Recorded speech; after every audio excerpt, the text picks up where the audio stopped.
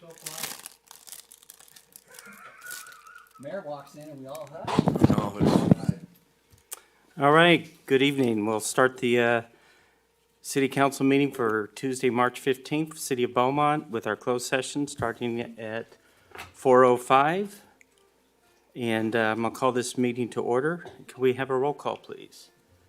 Councilmember Lara, Here. Councilmember Santos, Here. Councilmember Fenn, Here. Mayor Pro Tem Martinez, Here. Mayor White. Here. Do we have any public comments for the closed session? I have no written comments. Carrie, do we have anyone on the line? No callers on the line. All right, and Mr. Pinckney, could you let us know what we're going to talk about in the closed session today? Yes, item number 1 will be conference with legal counsel regarding existing litigation pursuant to Government Code Section 54956.9D1, Steve Fortier versus City of Beaumont, and the case number is 2105608. The second item is conference with legal counsel regarding pending litigation pursuant to Government Code Section 54956.9D1, and that is one case, Christian Lee versus City of Beaumont, and the case number is 2003005. The third item is conference with legal counsel regarding potential initiation of litigation pursuant to Government Code Section 54956.9D4. That involves one potential case.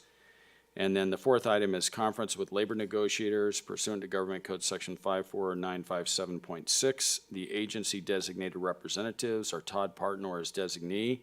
The unrepresented employees are listed in items 1 through 10. And then the fifth item is conference with labor negotiators pursuant to Government Code Section 54957.6, city designated representatives, City Manager Todd Parton, and Administrative Services Director Carrie Mendoza. Employee organization is the SEIU. All right, thank you. At this time, we will go ahead and adjourn to closed session.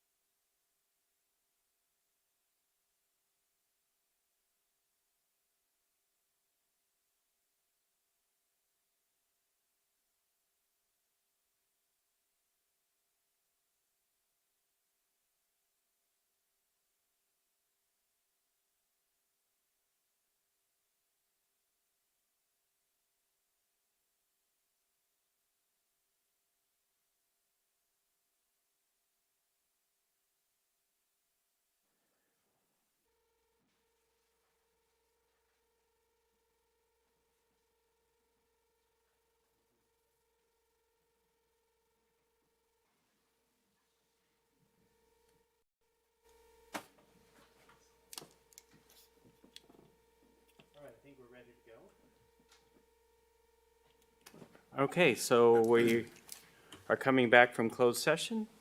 And at this point, Mr. Prington, can you report out what took place in closed session? Yes, the council met in closed session. Item number 1 was conference with legal counsel regarding existing litigation pursuant to Government Code Section 54956.9 D1, and that's Steve Fortier versus the City of Beaumont, and the case number is 2105608. There was no reportable action taken.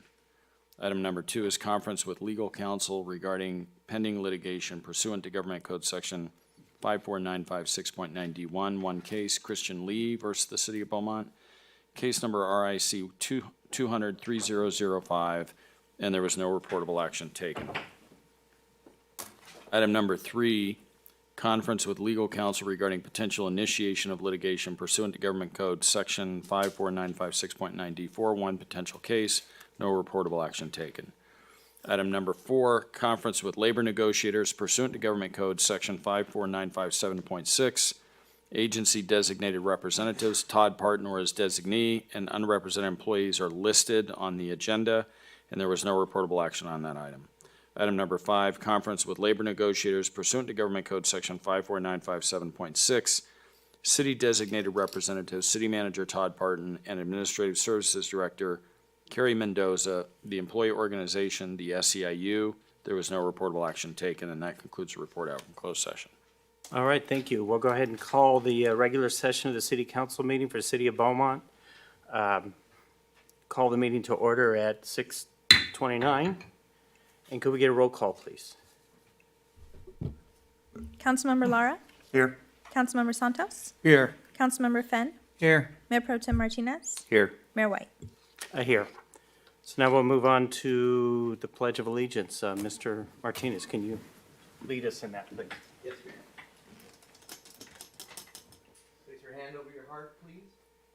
Ready, begin.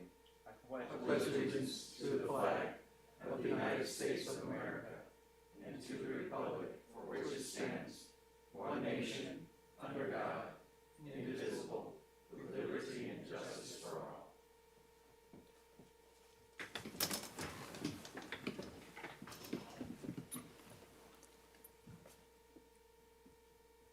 There are no adjustments to the agenda, is that correct? Mayor, I was going to ask if we may be able to move up item 12 in front of item 11, novice pay or invoice pay. We have some citizens here, other interested parties here to, I think, address council on that point. So moving 12 up to in front of 11? Yes, sir. Okay. Does anyone have a problem with that? All right, so we'll go ahead and do that.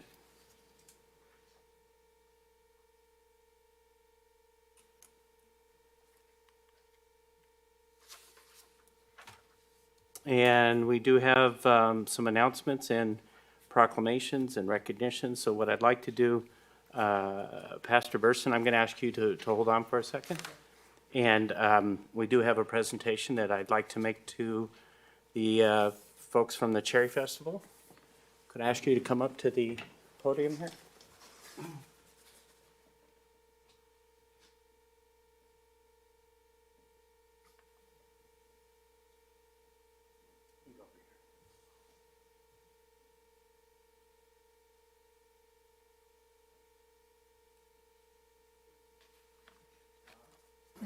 So in our continuing support for the Cherry Festival, we're excited to have it back after being on vacation for a couple of years. The City Council would like to present you with a check. I didn't bring one of those big ones, I'm sorry. I could have supplied it. I'm sure you could. I specifically asked them not to do that, so. I did hear, so. Okay, so here we have a check for our contribution to the Cherry Festival. 30 million. But the other thing is it too soon for you to let us in on who might be performing? No, it's posted already on the website. Okay, great, and who's it? Well, it's different every day. Okay, who's it today? Today, Thursday night is the Elvis impersonator and Okay. Bretton Wood. Okay, And I don't remember, Friday night is the Craze and but Saturday night is the village people, they're celebrating their 40th their 40th anniversary, and Okay. Jody Messina, Okay, and then there is some mariachi. Okay. My Spanish is not so great, so please Okay. forgive me. So they're going to be on Sunday. okay, great. But so, and then it's closing with who's that magic guy? See, I can't remember everything. Okay, I caught you off But guard anyway, too. no, it is posted. Okay, great. Would you mind coming up and taking a picture with the council? Okay. You should have told me I was gonna be quizzed on that. You did, totally, yes.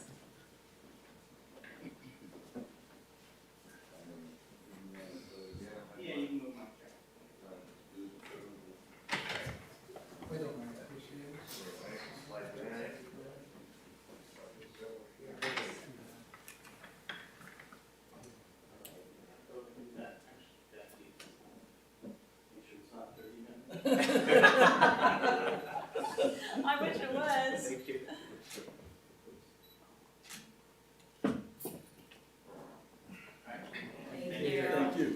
Thank you so much. Thank you, Mike. We hope to see you all out there. And thank you.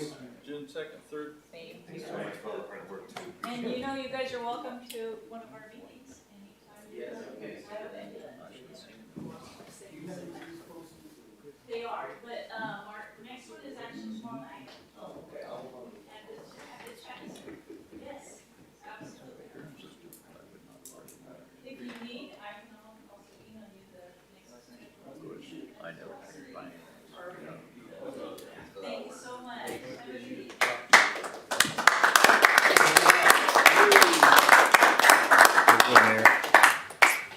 All right, now we will move to a presentation by Pastor Brian Burson of Sandals Church regarding the Dear California volunteer service event scheduled for April 9th, 2022.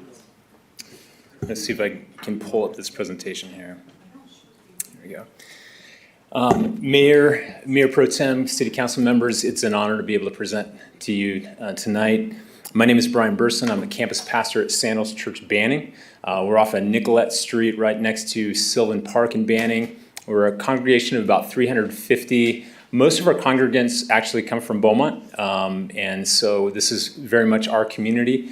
We are a part of a larger organization, so Sandals Church, the main campus is in Riverside, and there are 13 other campuses, and so we happen to be one of those 13 campuses. And we're a part of a volunteer initiative, what we've titled Dear California, like a love letter to the state of California. And we just wanted to present what we're going to be doing on April the 9th. Really, the vision of this is, like I said, a love letter to our state. It's a movement across our cities and communities to show real love in a tangible way. Simple acts of selfless love can open hearts to Jesus, and together we can make a difference. And obviously, in the days in which we live, there's a whole lot of bad news, and volunteering in our community is good news. And so that's really what we want to present to our communities. Is this is something that highlights just good nature in serving our communities. So we want to serve, model, and invite, serving the practical needs of the people in the city, model real love through real relationships, and invite people to experience the love of Jesus through just practical acts of love. And then we have a specific timeline that we're involved in. This is a part of it, is getting the news out to our local city leaders. And so we have presented already to our own congregations at each of those campuses. There's a total of about 13,000 people that attend physically and about 33,000 that view each weekend at each of the campuses combined. And so we've communicated this out to our congregations already. But now each of the campuses are doing the same thing in each of their communities in which they live, from as far north as Santa Rosa, Menifee, Azusa, Anaheim, and several others. Really, the idea is on April the 9th, that's going to be our big day. We have a plan of doing a variety of different activities throughout the cities. But we also have assets to promote this. And so they're generic social media assets that we can share and get the word out so it's not just a work of our volunteers at our campuses, but people within the communities, for us, Beaumont and Banning and Calamasa, who are interested in just serving their community. And here's an excuse to be able to do that. We're providing all of really the resources in order for this to happen, from a way to sign up. The sign up is $10. That fee is just buy-in from each individual, and that fee provides them a t-shirt and then also lunch. And so each of the campuses are doing the same thing, promoting to our communities and encouraging people from the communities to sign up. We have a plan in terms of developing teams for each of the projects that involve a coach, a volunteer leader, a safety leader, and then the team members of those particular projects. The goal is 4,000 volunteers over all of the campuses, and we're well on our way. And then the practical ideas, there's no ask outside of, for the city, outside of simply giving us ideas of things that you have as priorities within the city of Beaumont that we could benefit the city by doing. And so here's just some practical examples of things that we're thinking about, from city beautification projects to baseball field and park cleanups, to graffiti cleanup, and so many more ideas that have been generated since we've been presenting these to different cities. Really, the groups that we're thinking about as we're doing these projects, this is not all encompassing, but these are groups that we're particularly have in mind: the hungry, the widow, the orphan, the unreached, the lonely, the poor, the vulnerable, the exploited, the addicted, and the prisoner. And like I said before, we have promotional materials. They're generic in nature. They don't have Sandals Church branded on them, and so this could be easily promoted from the city and social media channels that you guys have. We also have posters that have just the sign-up information on it, which is just sandalschurch.com/Dear California. And we have invite cards and then yard signs. The image that we're trying to present on April the 9th would be, you jump in your car and you're driving down the street and you're seeing Dear California signs and a group of people picking up trash at a park. And then you drive a little bit further and you see somebody handing out gift cards at the local grocery store, and you see graffiti cleanup as you drive a little bit further. And so the intention is that this is a very visible act of kindness in our community. And the why is we want to saturate our cities and community with real love. We want to be the hands and feet of Jesus in our communities. Dear California gives our people opportunities to serve their local communities and share the love of God through practical acts of kindness. And that is it. Do you have any questions? Go ahead, Mr. Finn. Pastor Burson, thanks for being here. Yeah, I do have a question. So if an individual wanted to volunteer but they didn't know what to do and didn't have, I would say, the forward planning to set something up, come Saturday the 9th, they're available. What can they do? Is there the website or something? Or there is. They could go to? So if it was before April the 9th, if they went to sandalschurch.com/Dear California and simply signed up, it has information about the fact that we're going to be reaching out to them and giving them options based on what we've generated in terms of ideas from the cities.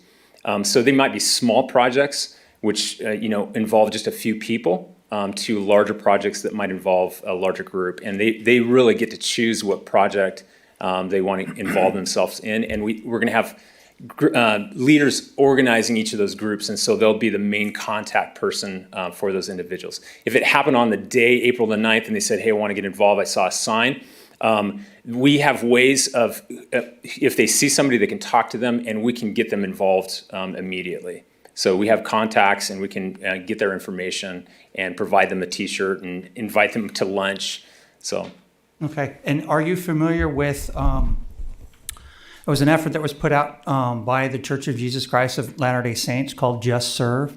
I do know about it. And do you any thoughts on perhaps advertising on that? Because there are people of that church and others that have signed up for those to see. And if something pops up as an opportunity to serve, you might get some extra outreach Yeah, that way. that's a as great well. idea.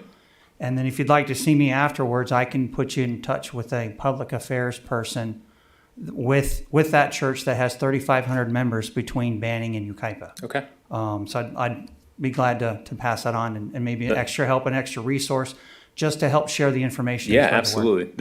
absolutely. As many channels as we can get All right, to very get the good. word out. We want to do that. Okay, I'll write a note for you and we'll Okay, pass it on. that's Thank great. you. Mr. Martinez. Yeah, and thank you for coming. Yeah. Is there an age limit? If we advertise it to some of the high school students, because they're teenagers, do they have chaperones there, or do you put them with? We will have, there will be adults at each of the projects. We're asking that parents of kids 12 and younger, that if they're signing up, they're signing their kids up to be with them. And then outside of that, teenagers can be a part of a project, but there will be a adult supervision at each of those projects. Perfect. All right, So. appreciate it. Yep. Are you guys good? So I think what you're asking from us is some ideas, suggestions on things that may need to be, would like you to address if possible around. Absolutely. We want to prioritize what the city sees as things that would be doable on a day. Really, the primary window is from 9 until noon. If it happened outside that, you have a project that would be outside that window, we definitely still want to involve ourselves, but we want to prioritize what the cities are saying. Hey, these are projects that we really see as something that could be accomplished in this amount of time, and we want to try to do those. Okay. And the funding for that, just so you guys know, that we do have funds. So we're not asking for money. We have funds to provide things like paint, and the food is provided and all that kind of stuff. So if there are materials that are required for the projects, we already have some monies for those. Okay, great. I think we're all in support. And Mr. Pardon will work with the, community services to work with you. That'd be great. All right. I really appreciate it. If you wouldn't mind, can I just stand right there and get a quick picture with you Sure. guys? Grab this big one, put it up there.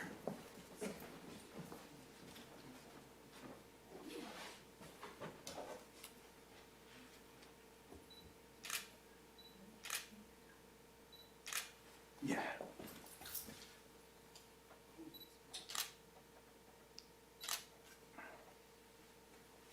Wonderful. Thank you. Pastor.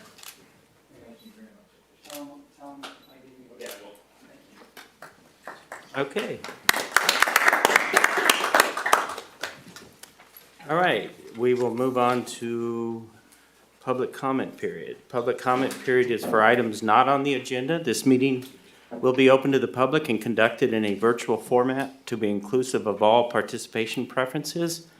Public comment participation is encouraged by emailing any comments to the city clerk's office or by calling in using the phone number provided on the front of the agenda. Anyone in person wishing to speak can do so by filling out a form at the back of the room and handing it over to our city clerk. Do we have any public comments at this time? I have no comments for this portion. Okay. Let me check with Carrie. Carrie, do we have anyone on the line? No callers on the line, Nicole. Thank you. All right, the next item is the consent calendar. Items on the consent calendar are taken as one action item unless an item is pulled for further discussion here or at the end of action items. Approval of all ordinances and resolutions to be read by title only. Are there any items that council wishes to pull for discussion? All right, seeing none, I would like to ask for a motion, please. Mayor, I make a motion to approve the items 2 through 8 on the consent calendar. I'll second that. And a roll call, please. Councilmember Lara? Yes. Councilmember Santos? Aye. Councilmember Fenn? Yes. Mayor Pro Tem Martinez? Yes. Mayor White? Yes. And we'll move on to public hearings. Public hearing and first reading of an ordinance establishing Beaumont Municipal Code Chapter 5.72, food trucks. Staff report from Christina Taylor, please. I will open the public hearing at 6:46. You're on. Thank you. Good evening. Nice to be before you in person this evening. It's been a long time. So before you this evening is the first reading of an ordinance which would establish Beaumont Municipal Code Chapter 5.72 food trucks. This item has been discussed a couple times here at council, and based on the direction staff received from council, we took a draft ordinance to the Planning Commission on March 8th for their discussion and input and feedback. Just as a point of clarity, as we start to go through this ordinance is intended to address motorized mobile food vendors and not the food vendors that are covered by SB 946, which are the non-motorized pop-up ones that we tend to see around town right now. At the March 8th Planning Commission meeting, there were no public comments, but the commission did engage in some discussion, which resulted in some recommendations to council. So the commission did unanimously forward a recommendation of approval with the comments of discussing consideration of allowing alcohol sales from food trucks if it's part of a special event, consideration of allowing food trucks to operate in residential areas if it's part of a special event, like a party or something that has been through the proper permitting process. And then the real point of discussion came when talking about the downtown area and the 1 block distance required between a brick and mortar traditional restaurant and a food truck operation. And there was some hearty discussion just because of the way downtown is laid out and where restaurants tend to be within the downtown and the spacing between them. Commission was concerned that, maybe there would be an issue with food trucks not being able to operate in the downtown. So anyway, that's sort of the brief summary of the staff report, but I have a presentation to walk council through the ordinance briefly if you'd like. I think it would help us all digest the ordinance and see the real critical points. Please do. Okay. Oh, it's operating. All right. The purpose of this ordinance really is to regulate the motorized mobile food vendors and to make sure that we're ensuring and promoting public health, safety, and welfare, but also providing an alternative method or maybe a non-traditional method of food service or food availability that doesn't currently exist within the city. Throughout crafting this ordinance, we were focused on making sure that public safety, pedestrian and vehicle traffic, food safety, all of those things were addressed, and that we also didn't encourage any additional trash or debris to be strewn about in the city, and to make sure that the public right-of-way is not impacted or impaired as a result of food trucks operating. So the ordinance has a number of sections, starting with definitions, permits and licenses, health permits, general operational standards, which would apply to food trucks regardless of where they operate in the city. And we have some additional standards that would apply to food trucks on private property, as well as some additional standards that would apply to food trucks operating specifically in the public right-of-way. There's the matter of fees, and then how long a permit or license would be good for, and then what happens if someone violates that the regulations in here, and we go through the due process of revocation and appeals and such. So the definition section goes without saying. It's to provide some consistency and meaning to words that would be used in this ordinance. Ideally, most of these things that are included in the definition section are already in the municipal code somewhere. There were some new things that we had to add, and so we want to make sure that regardless of whether staff is talking or an applicant is reading, that there's a clear understanding of the critical components of the ordinance. So when we talk about permits and licenses that would be required for a food truck operation, obviously a business license is required, just like it would be required of any business operating in the city, mobile or otherwise. Even our street vendors are required to have a business license. Additionally, we talked about over the last few months having a food truck permit. So staff has crafted a food truck permit application, which is attached to your agenda packet this evening. And that was taken from initially the special events application, which has a a whole bunch of information in it, a lot of which was determined did not apply to food trucks. So we took some of the important components of that application, pulled it out, made it specific to food trucks, and then we added some things to that application that would be beneficial when the various departments and their staff are reviewing these applications. Health department approval, that was a big one. We want to make sure that along with the business license application and the food truck permit application, that a health department approval is coming in when those applications come in. So it's stated in the ordinance that when an applicant is applying for a food truck permit, they already need to have spoken with the health department, had their truck inspected, and cleared that process so that when the application comes to the city, we know that we're dealing with a food truck that has already met those health department requirements, and we're not having to worry about, are they going to meet it? Are we going to issue a permit without that being done? It'll be handled right up front. A seller's permit also will have to be required, so they must have a seller's number registered with CDTFA, California Department of Tax and Finance, I believe is who issues those seller's permits. And so they need to be able to provide us that number showing that they are registered and they are paying sales tax to the state of California. And then lastly, as we require with special event permit applications, we are requiring with the food truck permit applications, proof of liability insurance with the city listed as additional insured, meeting those requirements just like we would have an applicant provide for a special event. And if I'm going too fast, if you want to stop, feel free to stop me. I'll just keep going until someone flags me down. So the next section is health department's permit. We covered this pretty well. Not only does the health permit have to be issued, it must be visible at all times on the truck. City staff will engage in quarterly random inspections. And there's been some discussion internally with how we would implement that.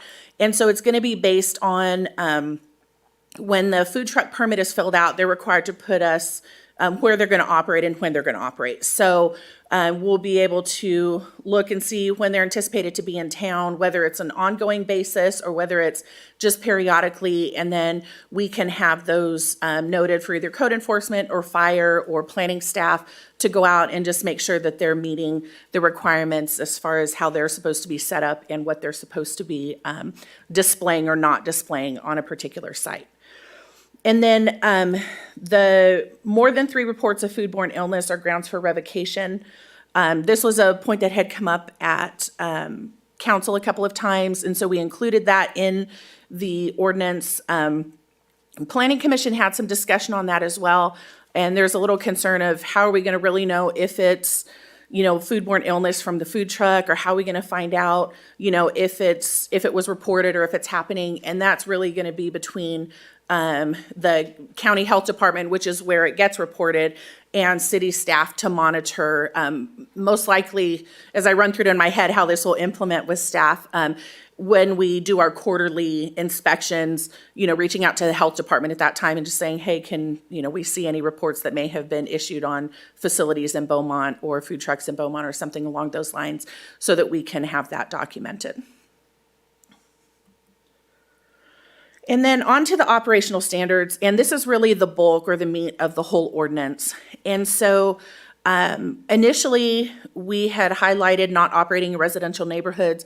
This did come up as a comment saying, hey, what if someone wants to have a birthday party, or someone's having a baby shower, some sort of event, and they want to have a food truck there. And so we have the special event permit application, which is what we use for neighborhood type events like that. And it's a free application that anyone can fill out and submit. And on that, they would include the information about the food truck, and we would be able to run it through that process. It also came up because a lot of the HOAs have events and they have food trucks there. And so we didn't want to have an unintended consequence of writing something, not wanting food trucks to randomly appear in residential neighborhoods, but also making sure that if an HOA or a community wants to have a food truck out, that there's a process for them to be able to go through to have that occur. Not operating within a block of a restaurant, another food truck, a school or a park, not operating on an undeveloped lot, making sure our operation hours are 6 a.m. to midnight, not exceeding that, and that does include both setup and takedown. So not setting up before 6 a.m., not taking down after midnight. Compliance with the noise ordinance and the dark sky ordinance, and no sales or service of alcohol unless it's permitted as part of a special event. That is a change that was recommended from Planning Commission, and it is open for discussion if council wishes to look at that separately. And then trash and recycling, we've discussed that in depth, and the food trucks will be required, whether it's on public property, private property, or any other way, to have food truck, or to have trash disposal containers in compliance with Cal Recycle, so regular waste, recycle, and if necessary, the green waste. I mean, organic waste. It's not just green waste anymore. And then proper disposal of fog, the fats, oils, and grease. So we have listed a few things in the ordinance that would show compliance. It can be a contract that's already executed between a food truck operator and a someone who will come and remove or pump from them. It can be a waste receipt that shows that they have taken their fog and had it appropriately disposed of. Or if there's some other method, they can provide it to us and we can have staff look at it to determine if it would be acceptable. But we explicitly have stated no disposal or dumping of any fog or other waste material into the city's sewer system. So here's the map of downtown, and I will leave it up to council as to how much you want to discuss the one block issue in the downtown, whether or not it's a concern. But we do, when you look at Beaumont Avenue, I know we have some businesses in the downtown area in Beaumont Avenue that do partner with food trucks to provide, food at their businesses where they provide other, beverages or things like that. Beaumont Avenue, I think we have some restaurants, but not on every block, maybe as much as we do like on 6th Street. It tends to be a little bit more block by block where there's food businesses operating, maybe not on both sides of the street in the same block, but it is, especially from, say, California-ish out to Palm, maybe a little even on down to Penn, you have a fair amount of restaurants, in those block areas. So once you get further down, further east towards Highland Springs tends to be a little less of an issue. So on to the operational standards for both private property and then in the right-of-way. So on the private property, obviously, they still have to go through all the permitting and those type of things. Food truck can only operate on a paved portion of the lot. So if a lot is partially improved, the food truck cannot park on the dirt. We can't risk having any, leakage or anything like that getting into the soils. So they must be on the paved portion of the lot. A minimum of 2 on-site parking spaces need to be provided and available, and those parking spaces cannot be taken away from an existing business that's operating, where a business would be required to have those for their customers. So there would have to be enough additional parking available for someone to be there on during regular business hours, or if it's after hours, then that tends to not be an issue if a business is already closed. If a food truck's operating on private property, they may not leave their vehicle parked there overnight. The food truck will have to be removed and then return. And then uncovered seating may be provided on a private property food truck operation. The same is not the case in the right-of-way. So if a food truck is operating in a right-of-way, they've got to be in a place where they can be legally parked, and street side service only, so we don't have customers out in the, on the street in traffic getting food from a window. And then no on-site seating, so it'll be a take-and-go situation for service if it's on public right-of-way area. And then on to fees. So there's not a fee established in the fee schedule specific to food truck permits because this is something new. So the Business license fees are application-based, depending on what box is checked when the business license is applied for. Food truck permit right now, staff is recommending that it be initially based on just staff time review. And we have the opportunity in the fee schedule currently to either recover based on staff time or to use a miscellaneous application fee that's in the fee schedule already for other permits or fees applications that are not identified. So staff is leaning towards basing it on review time because it's going to give us a good gauge of how long does it really take for us to review this. And that's some information we can bring back to council at a time down the road once we process a few of these so that it can be determined if this is the appropriate amount or the appropriate way to gauge it, or if it would be better to establish a flat fee based on what information we've gathered. And again, this is not set yet, so it's open for discussion if council would rather see it another way. But right now, we're not even sure how long it's going to take to process something like this, so we're just trying to get a handle on, what it would look like. And then business licenses, again, are renewed each year by July 1, and that is a separate application. And then food truck permit renewal will be subject to the terms at the time of issuance. So if an applicant wants it to run with their business license for the year, and they're going to provide us the information accordingly on where they're going to operate throughout town, we can do that. Or if it's a temporary, like we're only going to be here for 4th of July or for Memorial Day, then that's what it would be. And it would be, it allows the applicant some flexibility to let us know what's going to help them operate best here in the city. And then lastly, the due process component. So there are some provisions in the code that we took from other areas, other chapters in our code where this has already been established, which is, falsification of information, noncompliance with the municipal code sections related to the food trucks, and revocation would be for a period of 12 months. And this is pretty standard in other sections of the current municipal code, and we went with those provisions that we know are already have been utilized and are in place. So the appeal process, food truck permit revocation could be appealed to council. Business license and other special events already have their own appeals process laid out. And so in this section of the code, because we do reference business license, we also reference the appeals process established in those codes already. And then lastly, the next steps. So we are having our public hearing here. We already had it at council. We're open for discussion. We can incorporate any changes that council would like to see. If we have the first reading tonight, the second reading could be on April 5th, and it would be 30 days before this would take effect. Or if it's otherwise decided this evening, we'll adjust the schedule accordingly.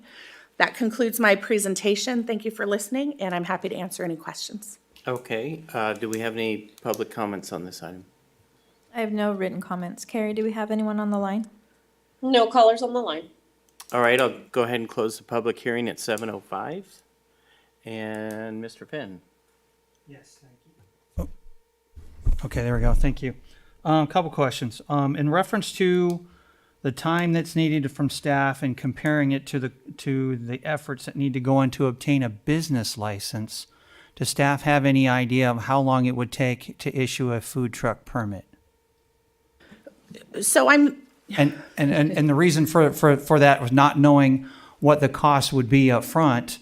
Mm-hmm. Can we at least use that as a basis? For example, I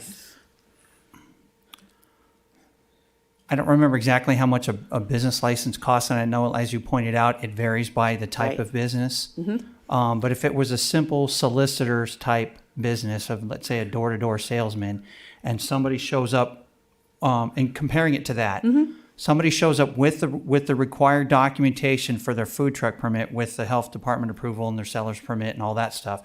If they have everything they need and they walk up to the city, mm-hmm.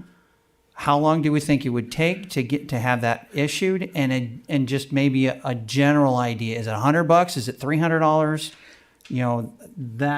That thought process.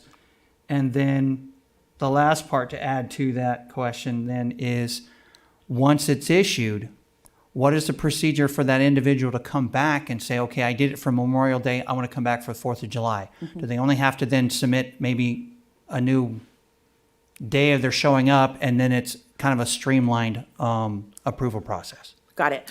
So simple vendors permit, like our street vendors that come in, they don't have to be fingerprinted if they have all their stuff in order.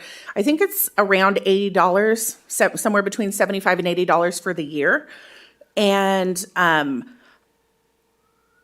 think generally maybe 30 minutes to an hour of time is spent reviewing everything, putting it into the system, generating anything that needs to be generated, and then communicating accordingly. That's actually processed all through the business license department. Carrie may actually have a better idea, but I think that's about the ballpark time.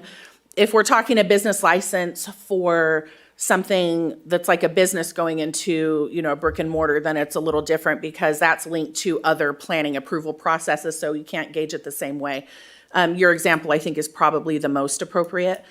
When we do a special event permit, which is more complex than just a regular vendor permit because it has all the information, it takes staff normally several hours to go through something like that, but it's typically multiple departments that it would go through as well. So, in my mind, I'm thinking if everything is together, this is probably an hour or so of staff time working with business license, working with the other departments. But again, it's going to depend on the scale of, what they're proposing. So if it's just a simple vendor food truck wanting to come in and operate, in the public right of way, parking in a legal parking spot, a few times a year, that's going to be pretty simple. If it's someone who's, proposing a special event on a private property, it's going to have to go through, the special event process, and there may be other departments that would have to look at it.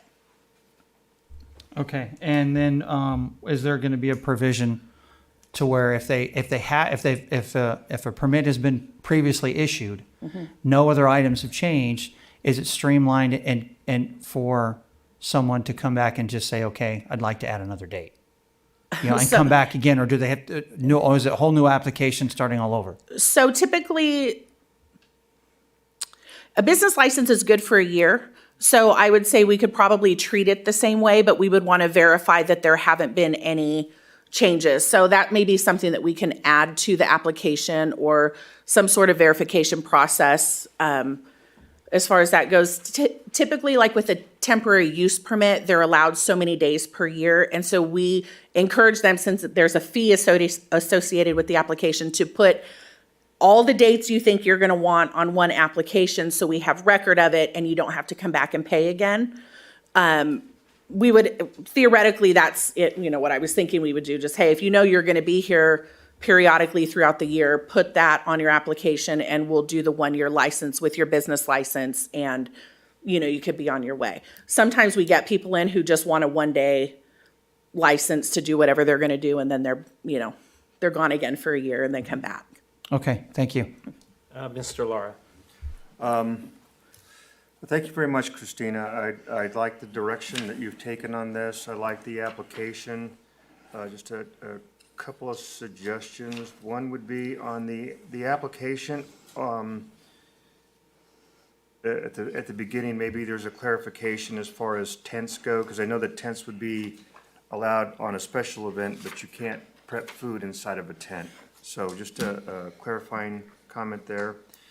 On the sales of alcohol, it would be up to the folks having the special event to ensure that ABC was proper permits are obtained through ABC, correct? Not the city's responsibility? Correct. So, yeah, if they're just operating in the right of way or on a site, just vending in partnership with a business owner, property owner, then no sales of alcohol from the food truck. If they were part of a formal special event that came through with the special event application, like say a cherry festival or something at Noble Creek or along those lines, then we would allow the sales of alcohol from the food truck at that event, and they would be responsible for getting their proper ABC licensing, working with PD if necessary, as part of the whole event process. And then ABC typically sends the city a notification that there has been some sort of permit issued for whatever the alcohol service is. And some businesses already have a catering permit through ABC that allows them to, serve at events like that too. So we wanted to take that into account, that there might be businesses that already have that in place. So, I was thinking maybe, and depending on the number of permits that we issue, obviously within that time frame, but maybe a 6-month follow-up. Okay. And then you could let us know, how much staff time has been involved, because I've also know it's gonna be difficult for you, at least right now, to indicate how much site time, with an inspector is required. So maybe once you get enough data put together, you can better have enough more information to develop a fair fee. Absolutely. I'd like to thank the efforts that you put forth along with the police officers to close down some of these unpermitted food truck operations. I took the ordinance, I gave it to about half a dozen mom and pop restaurants, waiting for some of the feedback to come. I did get feedback from one restaurant owner that has indicated that they have noticed a difference in customer activity now that these illegal ones have been shut down. Very appreciative of the direction that we're taking. It was interesting, though, talking to a manager at, I want to say it's Las Casitas.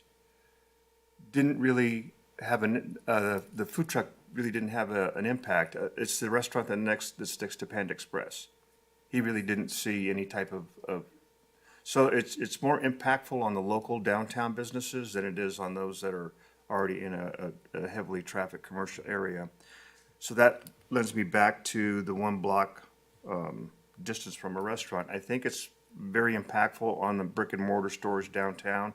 So I would be more supportive of the 1 block distance because they need all the help that they can get at this point. And they do notice a difference as far as customer traffic. And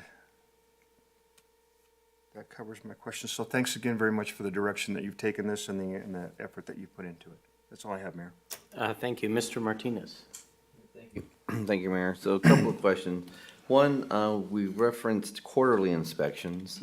So is there anything that would, any way that we might be able to take out the quarterly and just say inspections? I'm just thinking to myself, so if you get inspected and you're not gonna get inspected for another, month or so, then, it doesn't seem like it gives them any encouragement to keep up there. Sure. So that was just the thing I threw out as an idea. And then, of course, I know quarterly makes sense for staff time. We wouldn't want 15. We don't have the manpower for that. But I thought perhaps maybe by just saying inspections will occur, that leaves us the ability to be more flexible. So that's just an idea. I noticed it said something about the community center not having food trucks within the community center block, just like parks and so forth. Would that fall under a special events if something was going to happen? Correct. Yeah, we're typically around your community centers, schools and parks, there's crosswalks, and there tends to be, people utilizing those areas. I think of like Palm Elementary, there's the park, there's the Head Start, there's crosswalk on 8th, and, it gets heavily trafficked certain times of day. And so we're trying to avoid impacting those areas even more. Even though we could have put time parameters, like, during school hours or something like that, I thought it was better to just give that block distance, and then they're out of the way, but they can still operate if they want to do that. If someone was going to utilize a city park or something, it would come through a special event process anyway. And that leads it to the next question. So we're really looking at 2 avenues here. You come in, you just want to pop up in the corner here. That's regular process. If you want, you're part of a, a restaurant or whatever, that's a special event or a private party or something, that would go through a different avenue. Right. Process. So, yeah, the food truck permit will be required either way to document that the food truck's operating in the city. If it's just going to be on the public right of way or, something with a private property owner where they're going to be on the property serving their customers, or it's an after hours thing, that's one process. If you're doing a big special event where you want to operate on a park or close a street or be in a neighborhood, have a neighborhood event, or the HOAs, all of those things come through the special event. And that's a free application that all they've got to do is just fill out the paperwork, and then staff does the work. And then on the proximity for the block, so I agree. I support the idea of, being with out of, not within a block radius to restaurants. My question though is, do we, and this is just food for thought, if we have a block and we limit, because it says not within a block of other food trucks also. So I'm wondering, would we want to envision having, instead of having one on every block, would we rather have a couple on one block as long as they're away from a restaurant? And this way you don't have them scattered everywhere, because then we'd have one on every block, rather than try to condense them into certain areas. I don't know, I just threw that out. And then that was for council to know. And then my last question is on the oversight.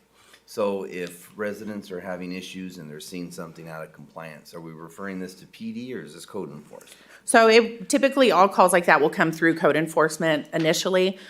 We would work on that. And I mean, if it's an after hours or there's an immediate like traffic issue or something like that, that may warrant a call to PD. But typically complaints like this for special events or people doing activities like that would come through code enforcement. And then if we needed PD's assistance or if it was something on street that maybe warranted PD going out versus code, we would contact them. And if it was after hours or weekend, then it would have to go through PD anyway? Correct, yeah, because we don't have any after hours or weekend code enforcement right now. Okay, well, I do appreciate the streamlining of the app. It's a lot cleaner now, and it looks a lot nicer to present, so I appreciate that. But those were just some ideas I threw out there as far as the proximity of the other trucks to each other and the quarterly idea. But thank you. I think it's a lot better, and I'm glad that the commercial properties are agreeing with that, so thank you. Mr. Santos. Yeah, quick one in here. And Christina, I really appreciate this. It's well-defined and everything on this one here. And especially on the health permit requirement on this. The only thing is, on this, health department, requirement, are we gonna qualify them if there's a violation or minor violation? Can we get that kind of report on this qualification of when they do submit? So when they apply, they should have their health department permit already, which means the health department has approved That's them to correct. operate. We will be in contact with the health department periodically anyway, finding out about violations or foodborne illnesses that may have been Yeah. reported. And I think through that, we can also find out if there's any other reported violations that we would need to be aware of. This is going to be a new venture for us, so it's know. going to take staff working with health department staff to sort of build that relationship and find out, what are the right questions for us to ask? How do we get that information? And then, establish that process so that we get on the right track as well with getting the information we need from the health department. So I think there is that opportunity to find out if there Yes. are other violations, not just foodborne illness. Very good. Thank you so much. Thank you, Mayor. Okay, a couple real quick questions. First of all, just a concern, growing up in the restaurant business, people go home and they get sick, and they were gonna get sick whether they ate it at a restaurant or not. So the foodborne illness, we should keep an eye on that. Okay. And then, I'm okay with your approach to addressing the alcohol. So I think this sort of builds on Mr. Martinez's question. The private property limited, so if somebody wanted to have, let's maybe the Parks District or a private property owner wanted to have a food truck event where they have multiple food trucks, I would assume that even though we have in our ordinance here that you can't have food trucks too close to other food trucks, that could go through a special use permitting process? Or do we need to because I believe at a couple of the Noble Creek events, they will bring in multiple food trucks for like Oktoberfest, something like Right. that. Yeah, are you guys talking about the no food truck shall operate within one block of any off-street food truck event? Yes.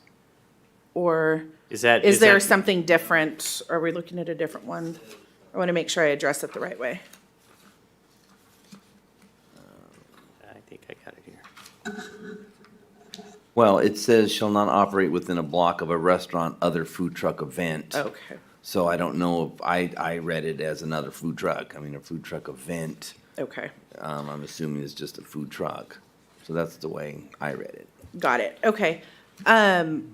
So typically with a food truck event, and I know, so this is a standard that actually I kind of pulled from something related to the swap meets. So we have a standard that says you can't vend within so many feet of an operational swap meet. And so that way we're not having outside people competing with people that are paying to be inside and selling their wares. So I kind of took that approach. Maybe it's not translating well, so we can modify it or change it or take it out. But the idea was if we're having an event or having other, like a cherry festival, we don't want another food truck parked, 2 blocks outside of Cherry Festival or a block outside of Cherry Festival, poaching customers on the way in when people are, paying to be a part of Cherry Festival and sell their stuff there. That was sort of the idea.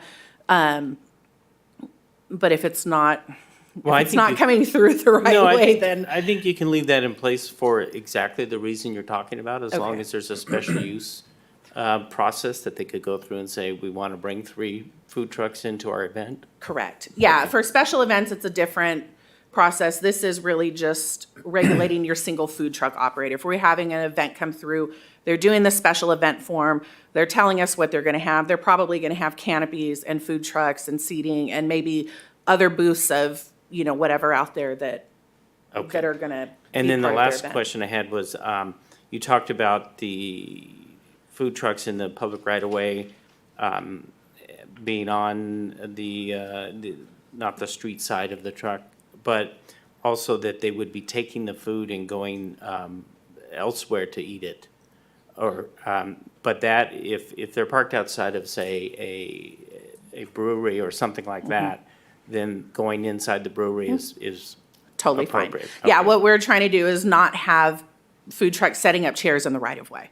Okay, so I think we're all pretty good with what we've talked about, Mr. I Martinez? just need to clarify, so does that mean that you can have more than 1 trucks in the same block if it's not a part of an event? Right, if you're part of an event, then yes. If, I really need to know I need to find that section, because I want to make sure it's clear as well for us. I mean, I don't have a problem with a few trucks on the same block because, Right. I mean, that's It's competition. section 5.72060. Okay. Unless you want to keep them spread out. I mean, I'm open No, either way. I think that's, hopefully that there's not an issue with the 2 trucks being in the same area, but. Right. And we can always modify this later if it becomes a Yeah, problem. yeah, see how it works, I guess. Yeah, are you referring to number 4? 4? So no food truck shall operate within 1 block of any off-street food truck event. So again, this speaks to Okay, someone being parked on the street, within a block of, say, a food truck event where a bunch of food trucks are happening somewhere else. Got it. So Yeah. that's, yeah. that's poaching. Could you have 2 food trucks in the same block? Yes. okay. Okay. There's nothing in here that would preclude that. So This this- speaks to an off-street event versus on-street food truck in the vicinity. Okay. Poaching customers is what. Poaching we're trying to customers, prevent. right. Yeah, okay. So I does like any, that. so right now, I think we didn't ask for any specific changes for the second reading, correct?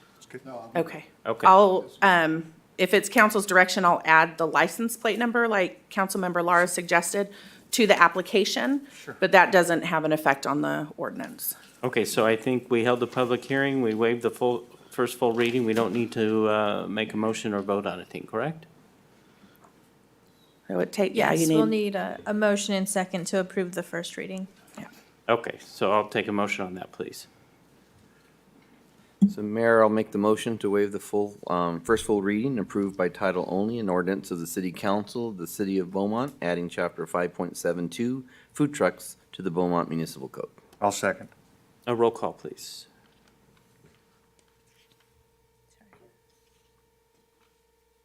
Councilmember Lara, Yes. Councilmember Santos, Aye. Councilmember Fenn, Yes. Mayor Pro Tem Martinez. Yes. Mayor White. Yes, we'll move on to action items. Item number 10, accept the final recycled water reuse strategy analysis report for the city of Beaumont and provide direction to city staff. And I don't know who's making that report. I Mr. get to talk Pardon, to you, Mayor. Mr. Pardon. I get What's to that? talk- It's up to I get me? to talk to you about Okay. sewer. food trucks down to recycled water. This is good. We're moving in the right direction. All right, you're up. Oh, thank you. So we are happy to present to you tonight a report that we started working on, I don't know, probably about a year or so ago. The city's new wastewater treatment plant has been designed and constructed to be able to deliver recycled water, which we commonly refer to or have referred to as Title 22 water. That's an important element to our basin management plan and to the water district's long-range plan for its water supply needs. So new plant is being finalized. We've got the system installations, which again allow us to do reverse osmosis and to deliver Title 22 water. There's a number of extraneous issues that we need to begin thinking about as we look to try to develop and deploy the recycled water resource. And so we began this study effort.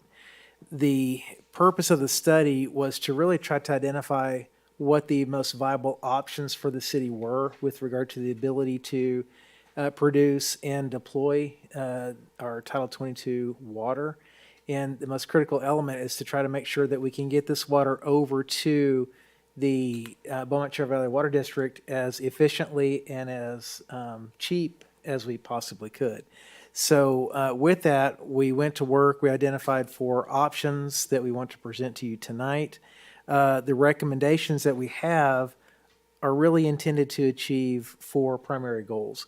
One is to maximize the production as well as the beneficial use for our recycled water. The other is to offset the need for additional outside water to be brought in for the community. We want to minimize long-term state and other agency-imposed liabilities to the city in this process. And then we want to encourage and support sustainable development within the community. So this process, if City Council accepts the report and if City Council does opt to really zero in on an option, is to take that direction and then to begin working back with the Water District on our 2x2 meetings. That's your setup. So I would like to turn it and introduce our consulting team who's going to walk through a presentation for you. And I'm going to share my screen, right, Todd?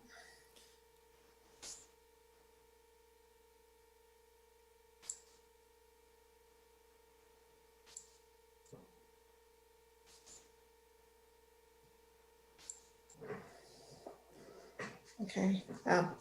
I'm Denise Connors with Larry Walker Associates, and I'm here with Sally McCraven and John Thornton to present our work developing the recycled water strategy. I think, Todd, you probably already introduced. Should I just move on? I didn't introduce. I think it's our next slide up. So here we go. Yeah, so this is your all-star lineup that you have. I'd like to introduce the City Council to the City Council. So wouldn't have been possible without the City Council. And then these are your city staff members that were active participants through this process. SBEMP, John Pinckney and Peg Battersby were critical to us in working through a lot of the legal implications, thank you, of this effort.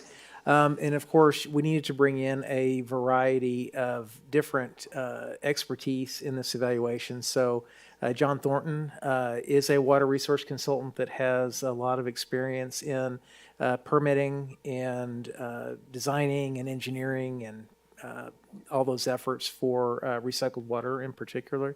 Todd Groundwater, Sally McCraven is a senior hydrogeologist.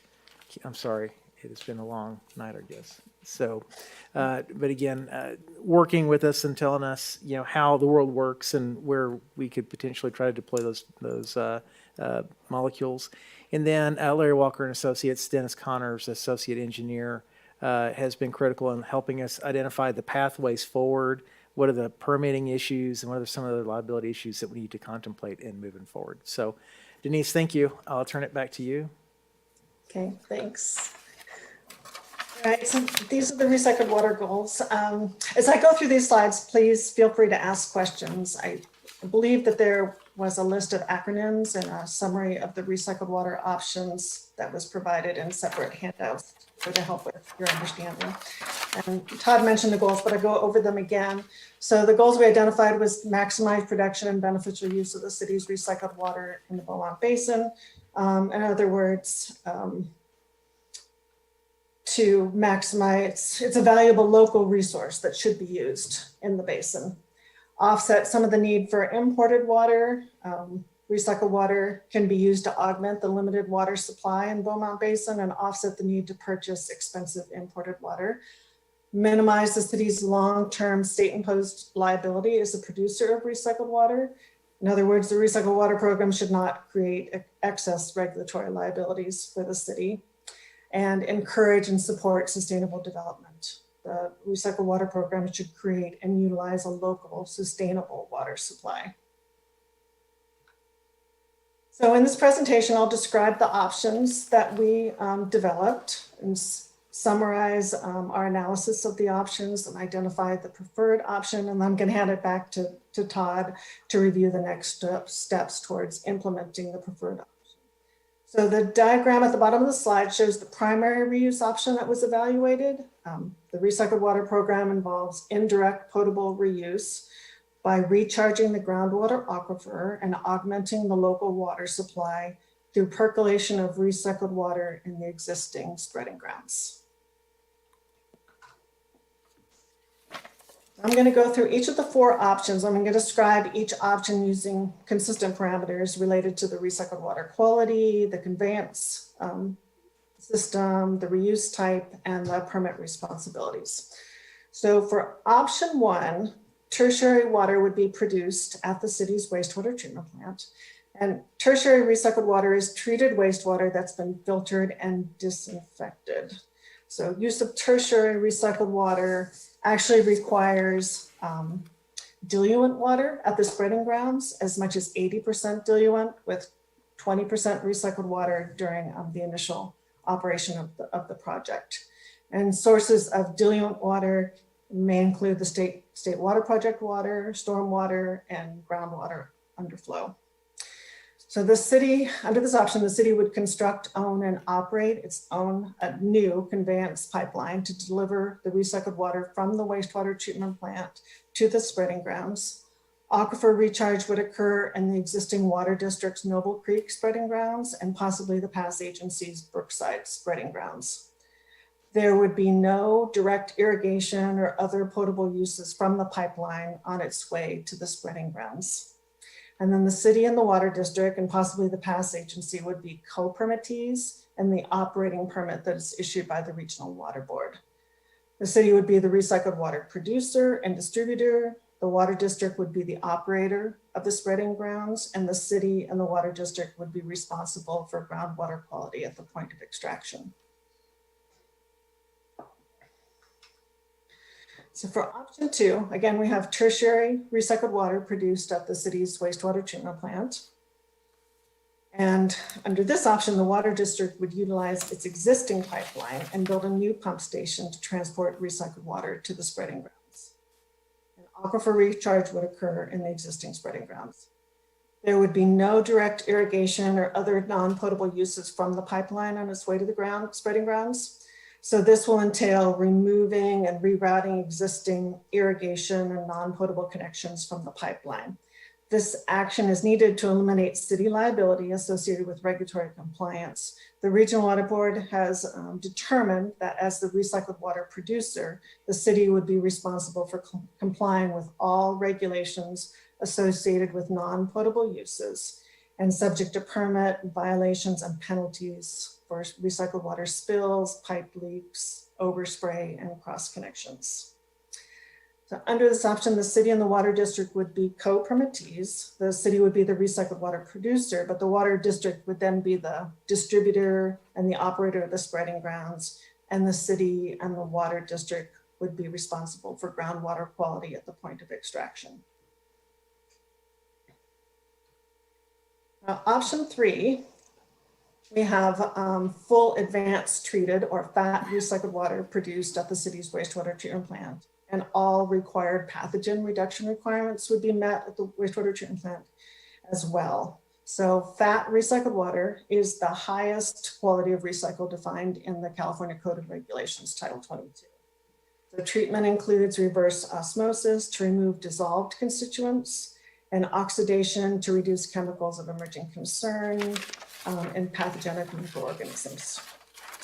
So if fat recycled water is produced and all pathogen reduction is achieved at the city's wastewater treatment plant, the Regional Water Board has said the city's liability will end at the wastewater treatment plant. So then the water district would utilize its existing pipeline and build a new pump station to transport recycled water to the spreading grounds. Aquifer recharge would occur in the existing spreading grounds. And because of the high quality recycled water that's produced, diluent water would not be required for groundwater recharge. Irrigation and non-potable uses from the pipeline would be at the water district's discretion. And production of recycled water by the city would be addressed in a separate permit issued to the city. And the water district would be sole permittee for indirect potable reuse as the recycled water distributor, the operator of the spreading grounds, and would be responsible for groundwater quality at the point of extraction. The last option, option 4 here, has tertiary recycled water produced at the city's wastewater treatment plant. The water district would use its existing pipeline and build a new pump station to transport recycled water to the spreading grounds. Aquifer recharge would occur in the existing spreading grounds. However, under this option, direct irrigation and other non-potable uses would actually occur from the pipeline. And to prevent violations of non-potable reuse requirements and avoid associated penalties, the city would need to develop a non-potable recycled water program. The program will include issuing permits and conducting on-site monitoring of the many existing connections to verify proper use, prevent spills, and eliminate cross connections. And under this option, the city and the water district would be co-permittees. The city would be the recycled water producer and a recycled water program administrator. The water district would be the distributor and operator of the spreading grounds. And the city and the water district would be responsible for groundwater quality at the point of extraction. So we considered 5 major criteria to evaluate the reuse options. So the first criteria is sustainability and basin storage credit. So options 1, 2, and 3 maximize groundwater recharge. Option 4 achieves less groundwater recharge because some of the water would be used for irrigation and other non-potable uses from the conveyance pipeline. Under facility ownership and liability, option 4, which involves use of recycled water for irrigation and other non-potable uses, would result in the highest regulatory compliance liability for the city, while the city's compliance liability would be minimized under option 3 when fat recycled water is produced. For regulatory considerations, options 1, 2, and 3, those are the options that maximize groundwater basin recharge, are expected to receive more regulatory agency support. And aquifer recharge with fat recycled water, option 3, would actually improve groundwater quality and is anticipated to receive the most regulatory agency support. And under the category of cost to the city, there are high costs to construct a new conveyance pipeline under option 1. There are high costs to disconnect and reconnect the existing water district pipeline customers under option 2. And the cost to produce fat recycled water, although it's high, under option 3, the costs are somewhat offset by eliminating the need to purchase state water project diluent water. And then under all of the options, there's a need to identify the stakeholders and address their concerns. In particular, the city will need to work with the water district, the PASS agency if recycled water is used in its spreading grounds, the Beaumont Basin Water Master, the regulatory agencies, which is the Regional Water Board and Division of Drinking Water, and other entities. So option 3 was selected as the preferred option after evaluating all the criteria. So option 3 increases sustainability and storage credits by recharging a high volume of recycled water. It limits the city's liability to when fat recycled water leaves the wastewater treatment plant. Using a high quality recycled water improves groundwater quality, ensures a higher level of regulatory acceptance. It reduces costs by using the existing water district conveyance system, and it reduces costs by eliminating the need to purchase state water project diluent water. Anybody has any questions? I'm going to turn it over to Todd to discuss what's next.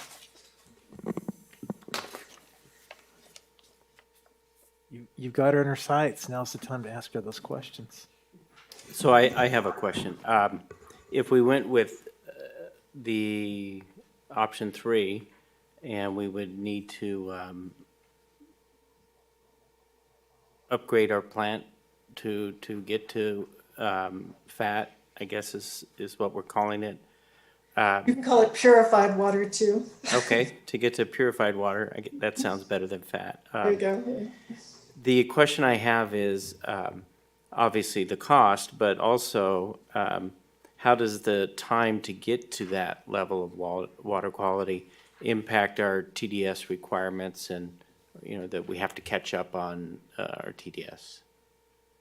So the Title 22 system does not require you, nor the TDS require you to run 100% of your sewer flow to get to your max benefit requirements. So it was designed conceptually to be able to run 50% of your wastewater effluent through RO to create brine, and then it basically reblends with the other natural effluent that comes out of the plant to hit your environmental requirements. If you go to fully advanced treated, in order to maximize those molecules and to maximize the volume of effluent that you're treating, you would want to RO as much as you could. So to do that, then we would need to expand our RO system to be able to take more of the flow on a continuing basis. So with that, one of the things that we had looked at early on was what would it take to be able to process the net amount of flow that we need to RO. Remember, we have about 1.8 million gallons a day of effluent that has to continue to go downstream to meet our max benefit requirements. So if we're flowing 4 million gallons, let's say, 1.8 million has to go downstream for environmental, which means you can use that portion of that 2.2 million that's left over. So how much of that would you then fully RO to be converted into fat? So so that's the balance of the walk there. So to get there, we need to increase the RO system, and we need to look at some additional purification, most likely a peroxide treatment process.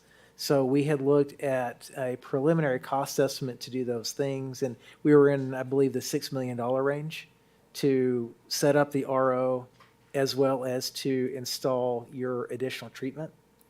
And that was assuming that you built an entirely new building that would then house a new RO train as well as the peroxide system.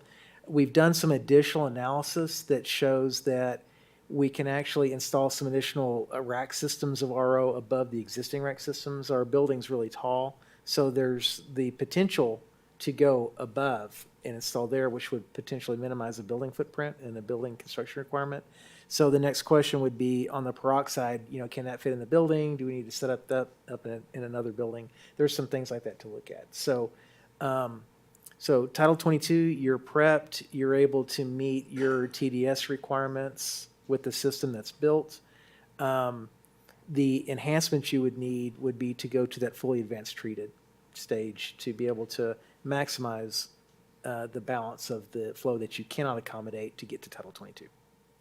And are we, is this going to require more bonding or any rate increases? Prop 2, what is 213 or whatever? Prop 218? 218. It's something we do need to evaluate. We're scheduled to begin, I guess, next year or the next Prop 218 study, rate study.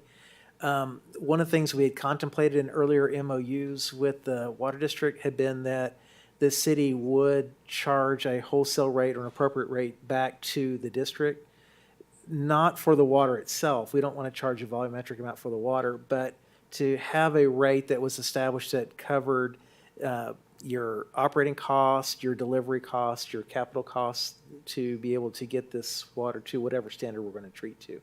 So the idea is we come to an agreement with the district in terms of the strategy to use. We then develop our plan, get our permitting done, and then proceed to execution. And so how we would fund it, I would look to try to fund it out of cash. So if I have an idea about what that budget is, I would begin to try to develop this to do a pay-go process. And I think with, if we're in that $6 to $8 million range of construction, I think we could do that through cash, not have to go out and secure financing to do it. Okay, that's all the questions I had. Did anyone else have before he continues? There'll still be an opportunity after he's done his presentation. Okay, I think you're go. Okay. All right. So where do we go next? So obviously tonight, hopefully council feels comfortable in accepting a report and selecting your preferred option or range of options that you want to look at. So should that happen, the next thing we would like to do is really have direction provided to our city council representatives so they can then sit down and open that conversation with compatriots over with the water district. One of the things that Mr. Daggers and I had talked about is after that 2x2 to see kind of where we are, what the feeling of the 2x2 is. And it'd be nice to be able to consider whether we could make a presentation to the full board on what our Title 22 is and the options that are there. And the ultimate objective is to really try to negotiate that final detailed MOU, which would then be the guidance that gets us into a final contract. But one of the things to think about with the MOU would be, and it really will be dovetailed into the final option that's agreed to between the city and the district. But, there's a lot of work to do to proceed forward with developing the plan and to ultimately get into permitting, that we're going to have to go through the Water Quality Control Board and the Division of Drinking Water and those other agencies. So those studies in that plan is going to have to look at what happens on both sides of the equation, what happens on the treatment side from the city's perspective, and then what needs to happen and what would the deployment look like on the water side. So one of the key issues would be the district and city working together through that permitting process.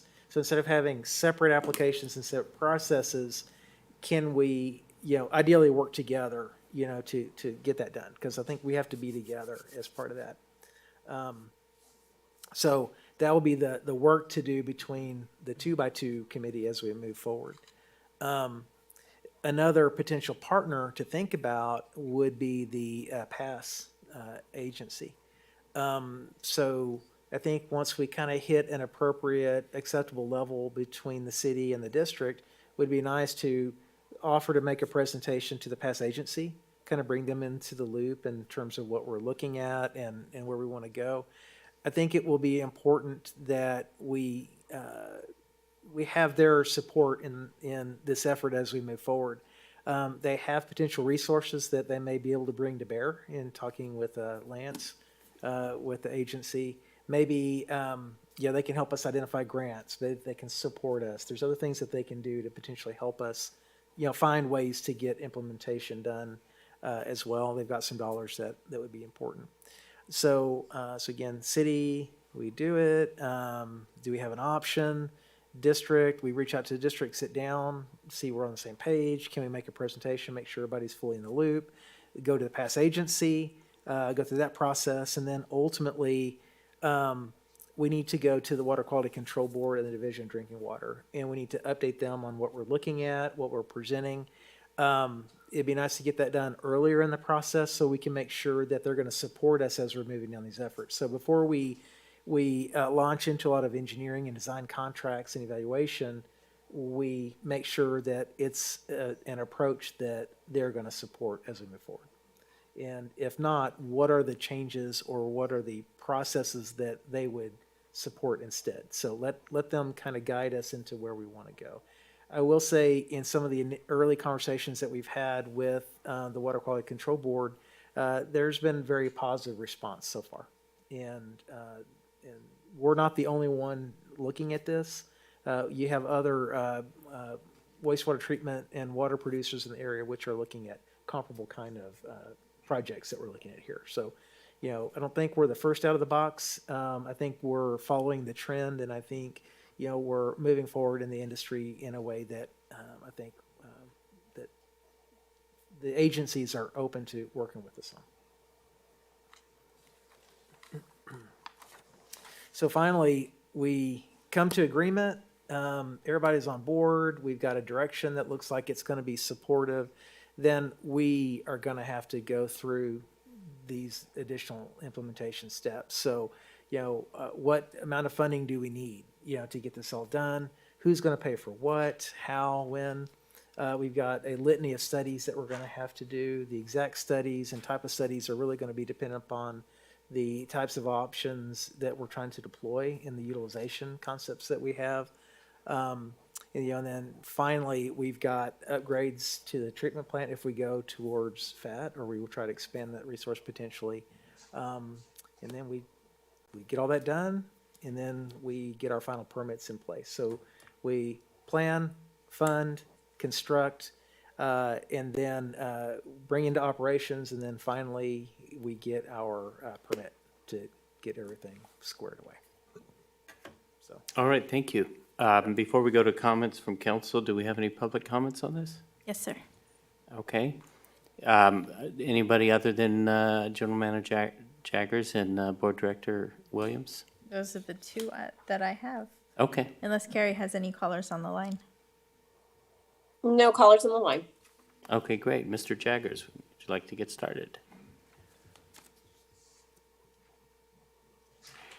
So we normally have a 3-minute limit, and knowing you, I'm going to allow that to go a little longer, but Baker's does close at 10 o'clock, so you know. Okay. I think the mic is off. All right, there we go. How's that? I should know that. We have a similar mic at our district. Well, I'd like to say thanks for the opportunity to be here and talk tonight. It's nice to be out of the COVID restrictions we've been dealing with. I appreciate the opportunity to talk and the work that's been done to date. Some of the things I'd like to talk about are we're happy to see these things move forward. It's been a long time coming, I think, for the community, right? And happy that the treatment plan has been expanded and is moving forward. We knew this report was coming out. Mr. Parton had talked to me about this report coming out. We sort of got a hold of it in the agenda package on Friday. I happened to be out of town, so I've taken a quick spin through it over the last couple of days. See a couple things that suggest from the district's perspective, we certainly support developing option 3 or even option 4. Option 4 from us is how we've sort of been working our plan forward to date. We understand some of the liability issues the city is considering. And so option 3 isn't off the table from our perspective. There's reasons that that's good. So we haven't had a lot of time to digest the report. I see a few things that in option 3, option 1 and 2 create conditions where if recharged at the recharge basins create some impacts to one of our well facilities, which we use right now for potable water domestic supply. And it allows us some flexibility that might be removed if we had to convert it to non-potable water. So that falls forward in 1, 2, 3, and 4. If you use the water that's available today for local area irrigation in option, I guess 3 or 4 that's available, the near-term impacts of that well aren't instantaneous and allow us time to develop that. There's seasonal demand variations on the recycled water reuse in our, well, the non-potable water reuse in our non-potable system, more in the summer, less in the winter. We need to add water in the summer to hit the peaks of demands because irrigation demands are higher by a factor of 6 to 8, we'll say, in today's environment, closer to 6 probably. But all good stuff. Some of the things that are of concern is just the total overall cost of either of the options. And let's say from the district's perspective, I think we find preferable, based on the preliminary review, option 3 and 4. And I think one of the things we would ask is to develop an understanding at our level to how those things are impacted and how our facilities might be impacted by selecting one option or another. One of the things I noted was a discussion about FAT, fully advanced treated water, in option 3, requiring us to put backflow devices on the system if we introduce state water project water. I'm not sure how that would look without talking to the consultants, and we haven't had the opportunity to do that yet. So that may or may not be an activity that we can easily do and operate as we have intended to do and our system is designed to do.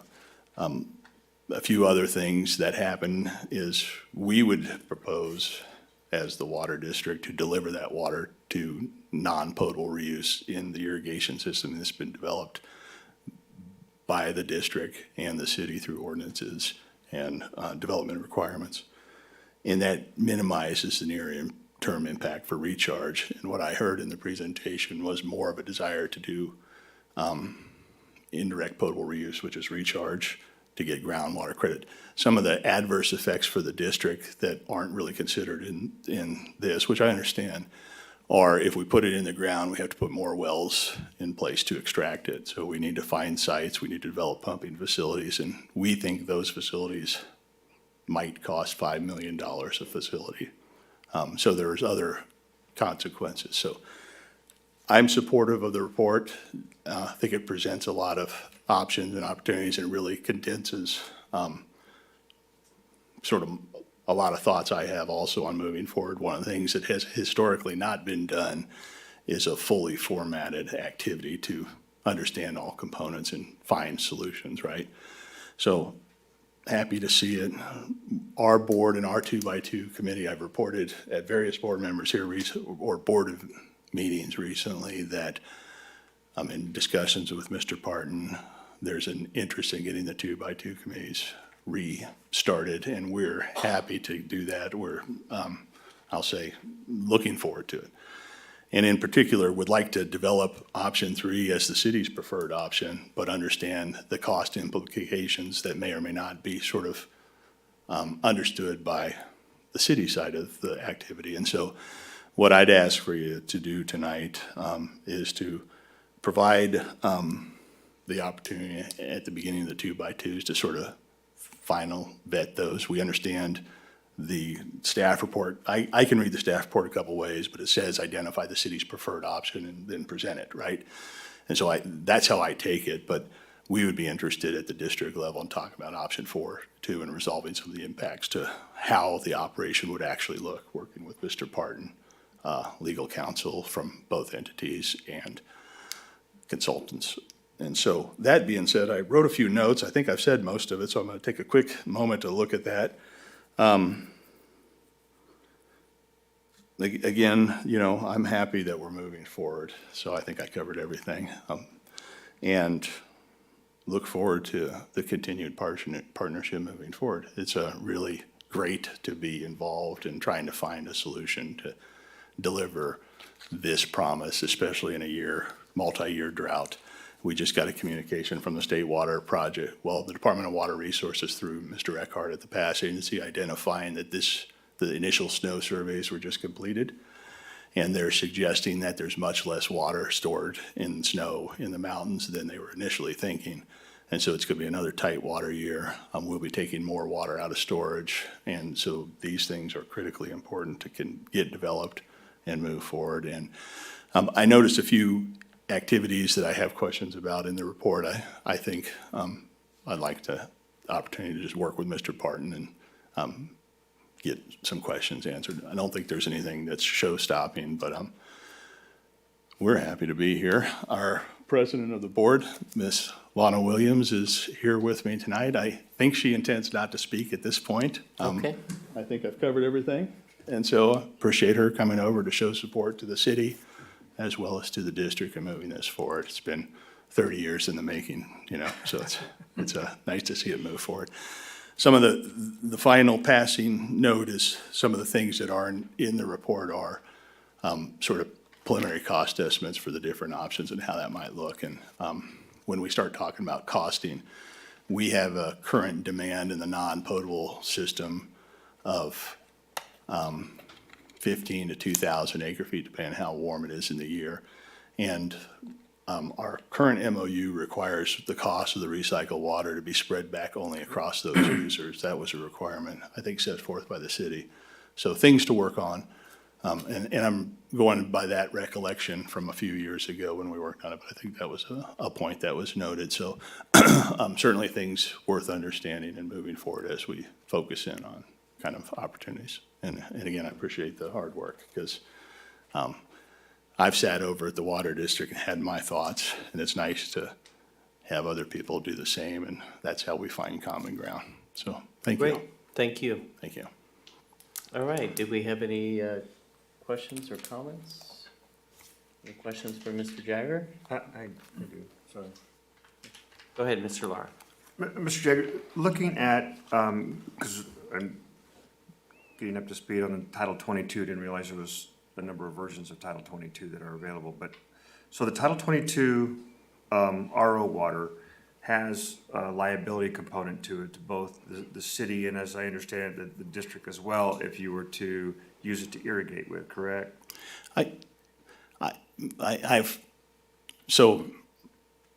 Yes, I think all treated wastewater has some version of liability. I've heard the statements that the Regional Water Quality Control Board has made, and I think making sure that that's in the permit and that those things are pinned down, and I expect your legal counsel has worked through some of those, but there are liabilities, right, from recycled water reuse. One of the things I noted in the report to that point was a discussion on the district having leaks that weren't maybe attended to, and overspray on the sites we control. We don't really control those sites at the moment because it's just raw water going there, not recycled water, so it doesn't fall under the recycled water distribution activity. So those sites are just open for use, right?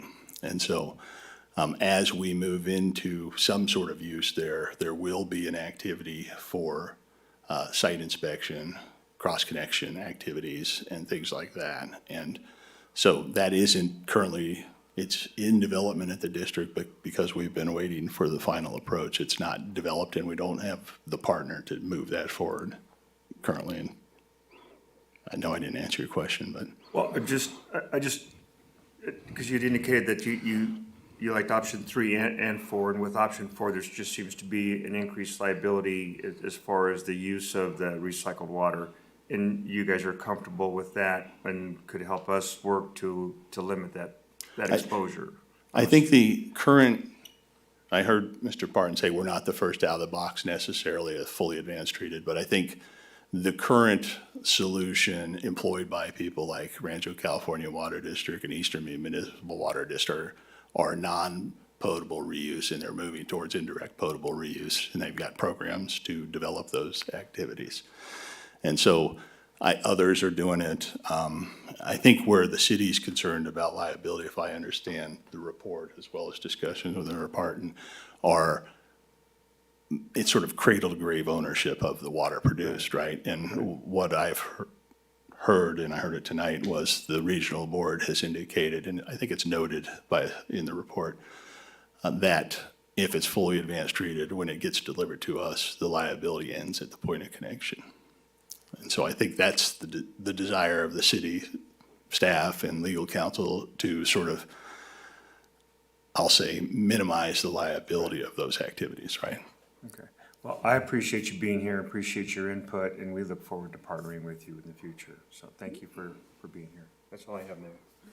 Okay, Mr. Martinez. Yeah, I just want to thank you for coming. I believe I'm a part of the 2x2, so I'm looking forward to getting together and talking and ironing a lot of this stuff out. So I just wanted to thank you for that, and we'll definitely be talking some details. Appreciate it. Thank you.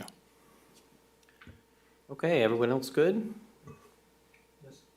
Just a thank you, Dan. It's good to see you. Yeah, good to Appreciate see your you. comments. I'm going to say it's good to see everybody. It's good to be out in public and nice to see faces after a couple of And years, right? Mr. Mayor, Dan already addressed the questions I was going to have for him, so thank you. All right, great. Sorry to be a long-winded talker. No, that's okay. Take it, Dan. Thank you, Dan. Thank you. All right, so what do we need to do on this at this point?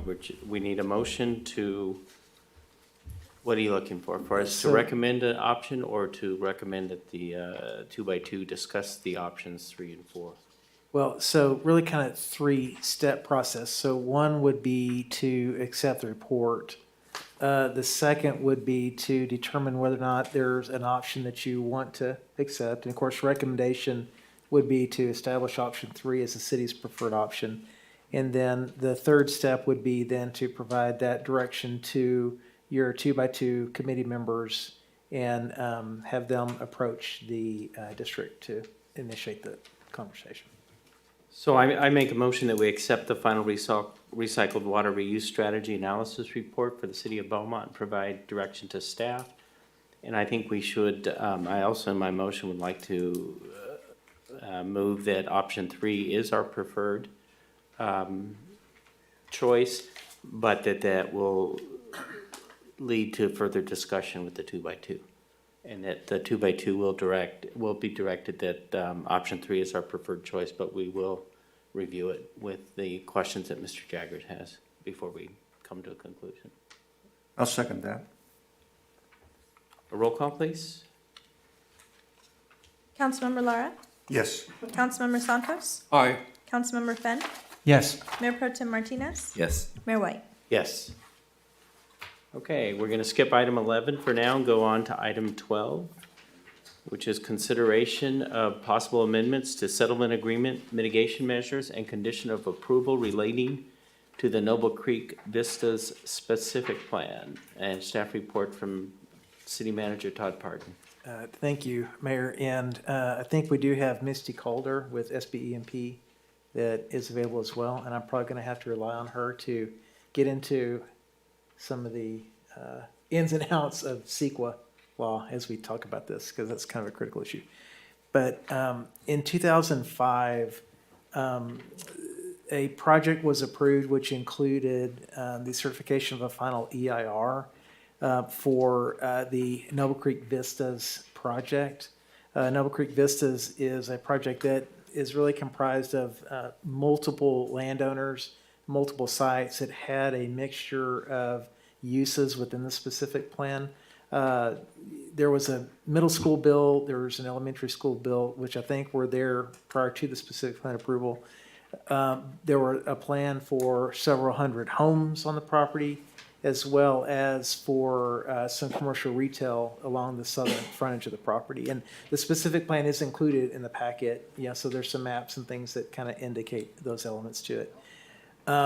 So after the approval and the certification of final EIR, a CEQA lawsuit was filed by the Cherry Valley Pass Acres and Neighbors CVAN. So that lawsuit was filed in March of 2005. Ultimately, there was a settlement agreement that was entered into in 2006 that set forth certain additional provisions and mitigation measures to address particularly traffic and congestion-related concerns. So those elements of the settlement agreement were ultimately incorporated into the final CEQA documents and final EIR.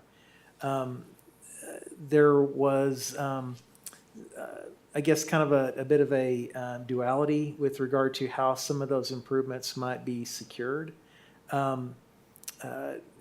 Some of those improvements were required to be constructed early in the process, in some instances to be constructed prior to or in conjunction with the first building permit issuances. Other situations where there were other pro rata fee assessments and things like that that could be implemented. So the current owners of a portion of the Noble Creek Vistas project came forward and began talking with the city about whether or not there was an opportunity to try to amend the mitigation requirements.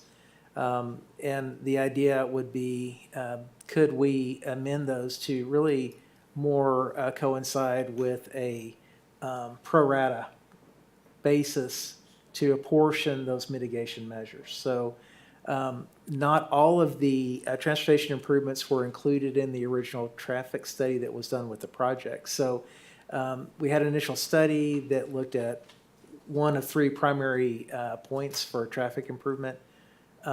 So there really is a study that's really needed to be able to identify what the pro rata apportionment would be for the balance of the project towards some of the other offsite improvements that were integrated into the document, into the CEQA requirements pursuant to the settlement agreement.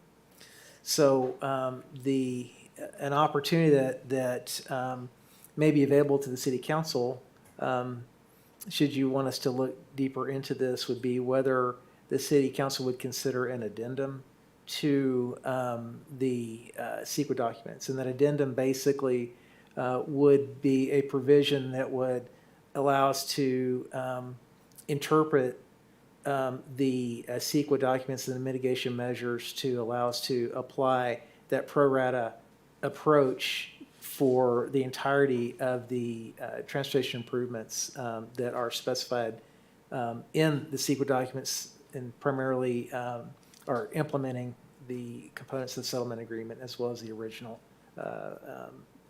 environmental assessment that was done. So what we're looking from council for tonight is not a determination that you would approve the addendum, but whether city council is open to this additional discussion and evaluation. Any potential change to the CEQA documents or the addendum would also need to be replicated in a potential amendment to the specific plan, which calls out specific criteria as well that all link back together. So there are potential specific plan amendments that would need to be contemplated as well. With that, there's going to have to be agreement with CVAN, who was an original party to the settlement agreement, as well as the other landowners that still may be subject to the specific plan. So there are a few landowners that would also need to agree to come on board with that. So we're really kind of looking from council tonight whether you're open to evaluating that. If you are, then the next step in that process would be looking at what additional traffic studies and traffic impact analysis would need to be done, as well as opening conversations with CVAN and the other parties that would need to be included throughout this process.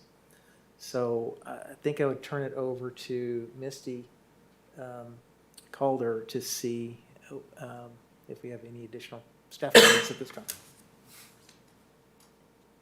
Good. Hello, everyone. I just wanted to add that I think you heard this matter a while back because Noble Creek had submitted a Mitigation Fee Act protest letter, basically claiming that there wasn't a reasonable relationship between the amount of the fee and the cost of what they have to pay for, because they own their property is significantly smaller than the specific plan. So I just wanted to add that if we did end up ultimately resolving this, and we'll have a settlement agreement that they no longer have, they're settling any type of claim they have under the Mitigation Fee Act.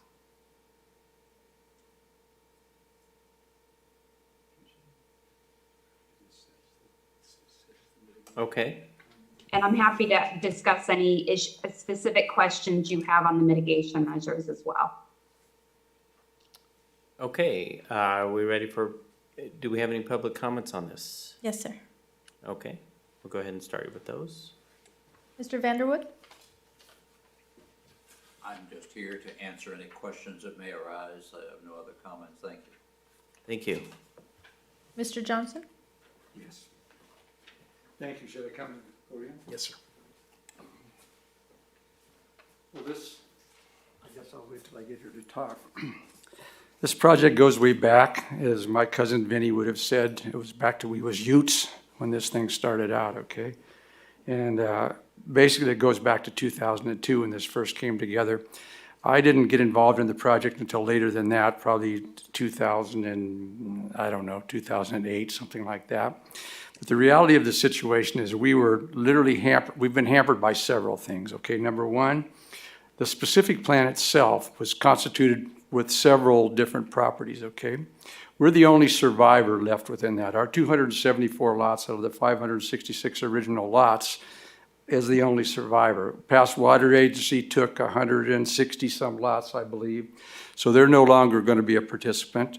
The Diamond Ollinger property, which was another big part on the other side of the creek, their map expired. There's been no movement on that. And so really, like the Fiesta project went away, turned in, like I say, past Water Agency. We're the surviving, I guess you'd say it, 277 lots out of that, 600 and I think it was 640 lots or so. And one of the conditions of approval, well, the tract was approved in 2005. The environmental impact report was approved in 2005 by council. I think it was in March, and then in June, the city was sued over the environmental impact report. So that lingered on and finally came to a settlement agreement with CVAN, and the settlement agreement included conditions of approval that Robert Goodman, the attorney for CVAN, had included and added into the settlement agreement. The settlement agreement was adopted in 2016, I think, was the date of the settlement agreement adoption. The settlement condition basically said, or the settlement agreement basically said, that no permits would be, let me back up, no certificates of occupancy would be issued by the city until improvements, total improvements to the intersections that were named in the environmental impact report, the consolidated impact report that came in 2006 after the lawsuit, were mitigated. Well, we're the remaining 274 lots, and the trigger literally fell totally to us to approve those total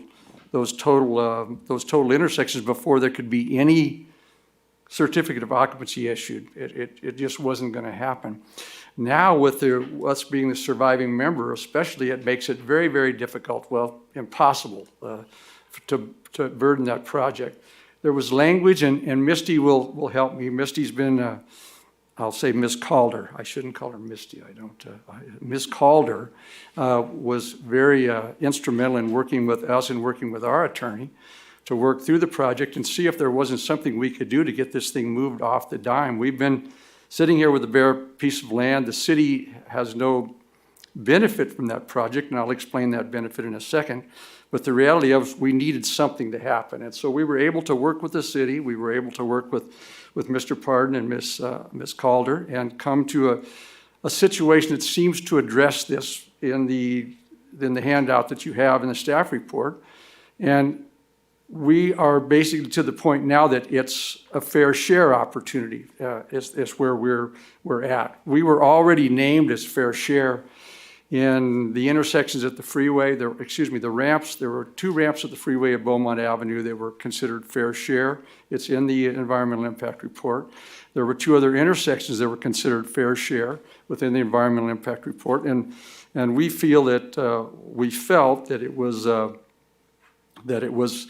that intent all along for it to all be fair share. So we worked through this with Ms. Calder and came up, and our attorney came up with a solution that allows us to, again, pay our fair share at the time we pay our traffic mitigation fees, I believe. And then that would allow the project to move forward. And the question is, well, why does this project need to move forward? Well, number one, it's old, okay? And number two, it brings some benefits to the city. Part of this project signalizes the, well, let me back up. Noble Creek Parkway will travel from about where Parks and Recreations is at now, the offices are. We'll travel through and come out on Cougar Way, and we'll come out at that intersection of Cougar Way. The schools are impacted. Cougar Way, we all know, I think, that what happens with schools out at Cougar Way, there's no way in and out except to try to turn around and come back out at the intersection again at the stoplight. On the other end of Cougar Way, there's on the other end of Noble Creek Parkway, again at the park, there's the fire camp that's there whenever there's a reason for it to be there, and there's been more reasons this year than there should have been, but that goes with the dry, I guess. It signalizes the intersection and allows, number one, for a safe access in and out of the area for the fire camp traffic. Number two, for just the general public. There'll be a crosswalk there, a signalized intersection, and that all goes in as part of Noble Creek Parkway. Noble Creek Parkway will, on the Cougar side, will again help relieve some of the traffic at the intersections of Oak Valley Parkway and Beaumont Avenue. And so it's not that we're trying to shirk our duties, quote unquote. It's understandable, but I was able, it seems that the whole elephant in the room has been CBAN, and CBAN has been pretty intractable, and when they wrote those conditions of approval, they added this to it. I was able to go back to the CBAN people and explain to them where we were and what was going on, and how this was not allowing things to move forward. It was just almost an impossible bar to climb, okay? And so CBAN, and then CBAN's new president, along with CBAN's attorney, Robert Goodman, who wrote the original settlement agreement, agreed that we could amend that with, let me back up, that there would be that we had come to a meeting of the minds, we'll put it, as I'll put it, it's an agreement in principle that we could move forward under certain conditions with CBAN, and that they would amend those conditions of approval to allow the project to go forward and allow us to pay our fair share. Again, that, as Todd's already mentioned, that involves all the signatures to the original settlement agreement, the city. It would involve the Diamond Ollinger properties. I've already talked to their representative. They would be interested in signing that settlement agreement. We would too, that being Noble Creek Meadows.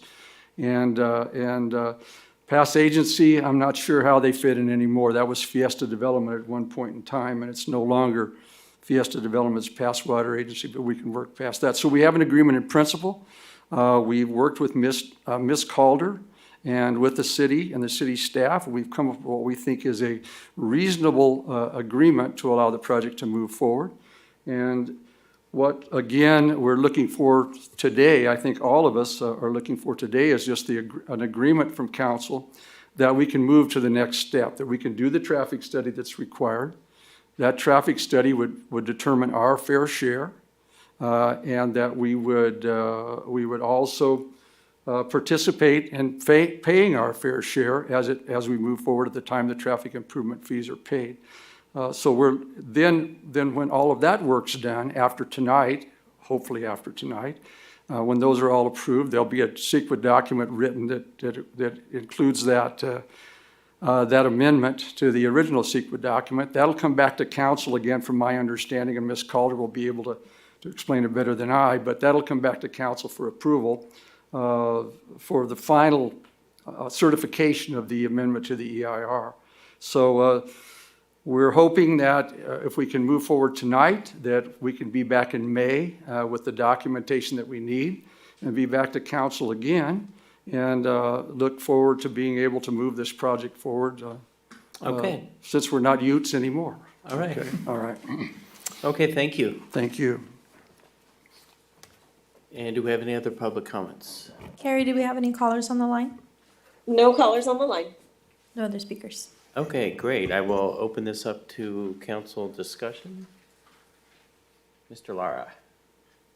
Okay, so I just want to make sure that I'm clear on what we're doing is this. Right now, we are opening up. Sorry. Right now, basically, conditions of approval are, at least the goal is to open them up and to revise them. I guess the concern I have is that these conditions of approval were agreed to back in 2005, correct? Correct, So- 2005 and 2006 in the settlement agreement.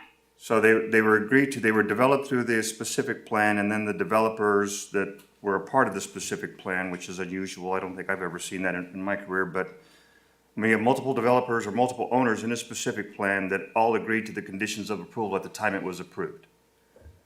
Correct.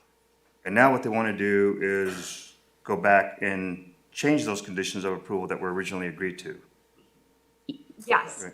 and that's why we made sure, Mr. Parton made sure to note in the staff report that this is discretionary. The documents do speak for themselves, whether it was the intent or not. The mitigation measures like 4.7.2, 4.7.3, and condition of approval 27 do not have the fair share calculation language. Right. And also, like Todd mentioned, the traffic study only did 4.7.1, which was, which dealt with the fair share, pro rata share. So you're right, the documents, we're opening this up to whether now that it is unusual in this situation because like you said, this is you don't normally see this many developers in a specific plan. Right. So it's a little odd. And and because of that, we thought we would at least present to you guys the discretion to whether you wanted to make it pro rata or not. Okay. So, Mayor, let me just say that if we do make it pro rata, I will have some additional questions after that, if it seems to be the desire of the council. But so at this point, though, the concern that I have is anytime that you start using the term fair share, it's where the developer pays into a pot, and as the developer had indicated that right now they're the sole survivor. So we don't know if we'll have any other developers that are going to pay into this pot, yet we're going to be stuck with the traffic issues that won't get paid for, won't get done. I'm already have enough people that are not satisfied or not happy with the traffic conditions that are occurring throughout the city. And then that's just, obviously the more people that move in, the more traffic you get, and I understand that. But this is an opportunity for us to get streets fixed before the impact comes. And so I guess at this point, what I would just say is that my preference would be is that we leave the conditions as they are. If that's not the preference of the council, then I have other comments to make after that fact. Thank you. Anybody else? Mr. Martinez. Thank you, Mayor. So I do agree, Councilmember Laura, I agree with you 100%. My first, concern was that who's going to pay for the rest? And it leaves us with incomplete projects. This is what we've been trying to avoid the whole time. I also have a concern with agreements where we modify the agreements that have already been set forth. So I would like to at least have discussions with CVAN first before we even decide to go for, if we decide we want to go for. Because, I would like interpretation. There are some questions that I would like at least staff to ask, so we clarify before we just start saying, okay, well, yeah, they sound like they're on board, so let's go do it. My tendency, though, is to agree with Councilmember Lahr and not to modify and to keep the agreement the way it is. So I just want to throw that out there. So I'm looking for council to kind of help change my mind if there's a tendency to entertain the discussion to look into amendments. So as of right now, though, I'm agreeing with Councilmember Lahr. Mr. Finn. Yes, thank you. So I'm just going to make an assumption here. So now that the Fiesta project is now the San Gregorio Pass recharge ponds, and with less homes being developed in that area, then if a new traffic study were to be done, that traffic impact would end up being less because now there's fewer homes that will be built in that area. But if there's only one developer left to do it, then that, as Mr. Lara points out, then that maybe it still only pays for a portion, but maybe that portion is a little bit larger in percentage of what impact needs to be actually made. If Mr. Parton, is that correct thinking in your opinion? Not to put you on the spot, but. I don't know. And so that's one of the things that we would have to contemplate in the traffic study. Does the traffic study evaluate what the specific plan originally identified as improvements and then works through from there?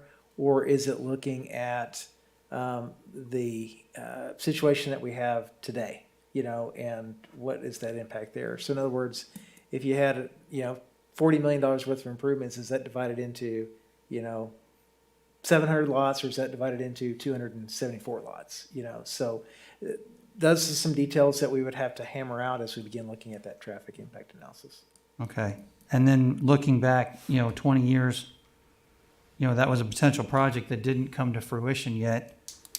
Or 20 years later, we've got one potential neighborhood of 277 homes. It's probably going to be another 20 years or more, in my opinion, that we have any other developer that's going to step in. But we have a housing shortage. But I'm also surprised to see that there are no other developers trying to do something right now because of the value of homes and so forth. And it's an opportunity that, you build it, it's already going to be sold before you even break ground, in some cases.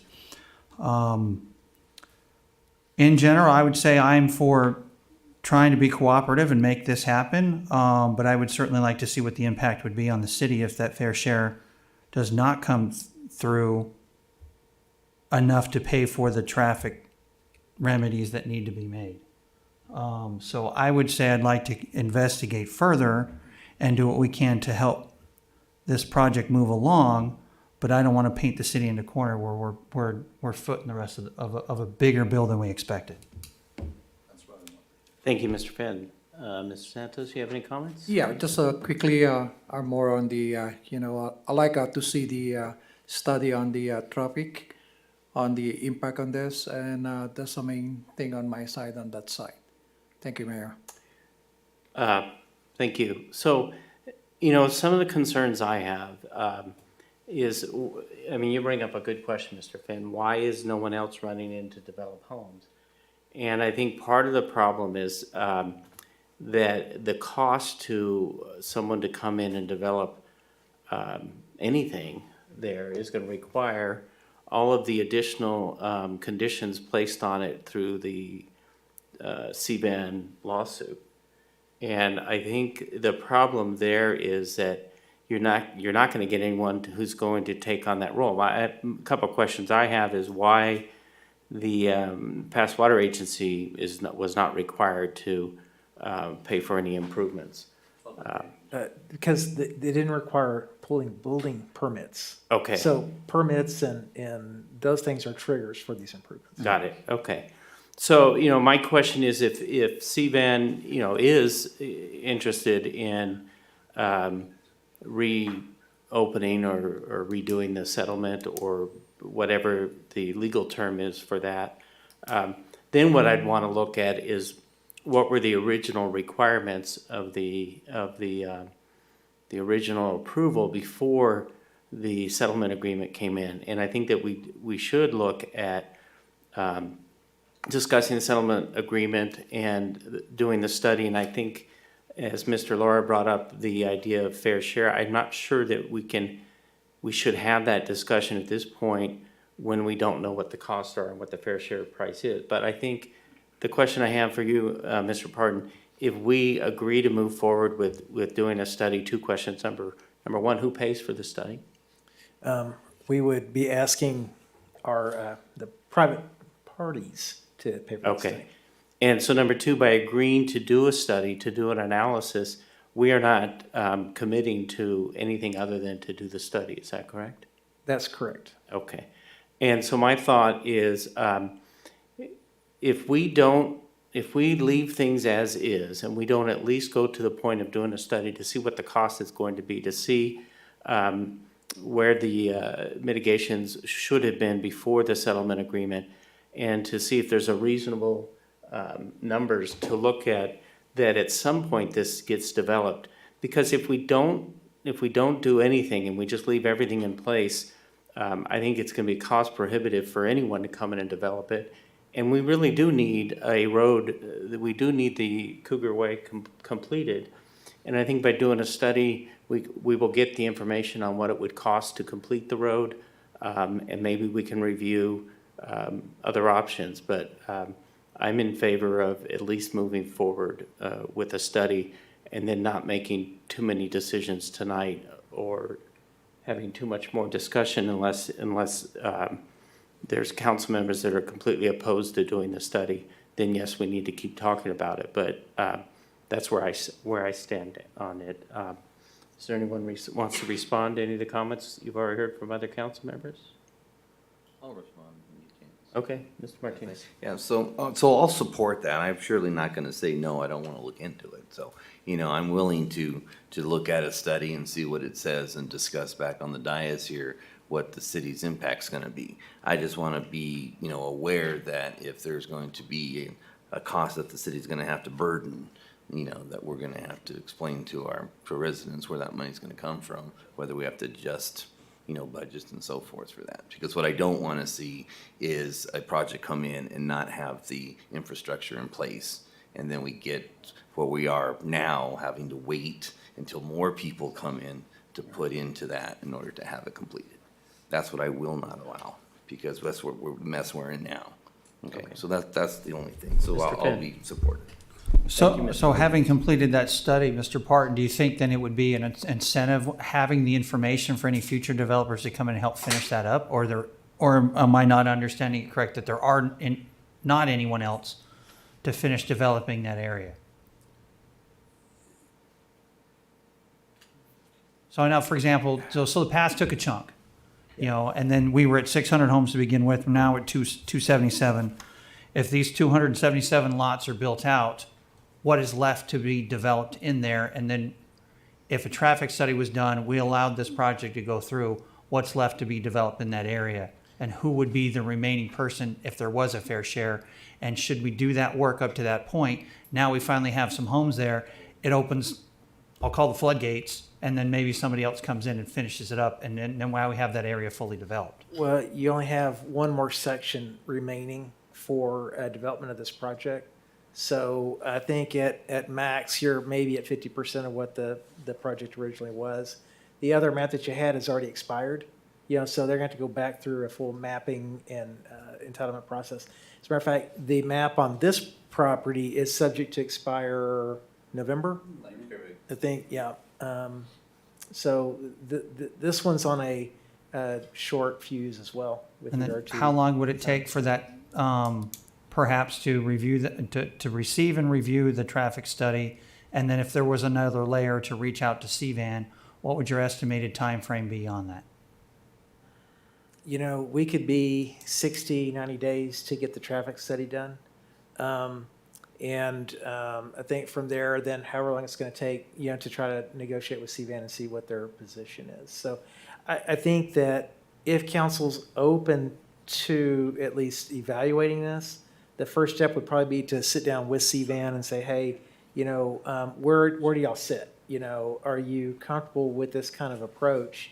The recommendation's pretty specific. So I think you got some very specific messages to communicate back to CVAN to see, because if they're not interested and they're not going to participate or be willing to look at these alternative approaches, I think you're done. I mean, there's really going to be nowhere else to go. So I think before we would try to engage studies and do those things, we just talk and make sure all the parties are are on board with the concept, and that would include, the other potential property owners that are there. We need to talk to the pass agency, for example, as a landowner, because they're all going to have to agree to the change and, to the specific plan amendments that we're going to have to look at. All right, thank you. So go ahead, Mr. Lara. Thank you. So, Ms. Calderwood, how would density transfers work with this particular subdivision the way that it is today? You mean in terms of the traffic study? In terms of the traffic study, and how would we assess that as far as that goes? Is that, because we're not building the same number of homes, right? So Right. would you be able to have a density transfer, say, from one tract subdivision that's not going forward and be moved over to another one, or no? I don't think you can do that. I think I think if I understand you, you're talking about our housing requirements, density transfers. Is that what you're talking about? The density transfers as far as the traffic study goes, my apologies.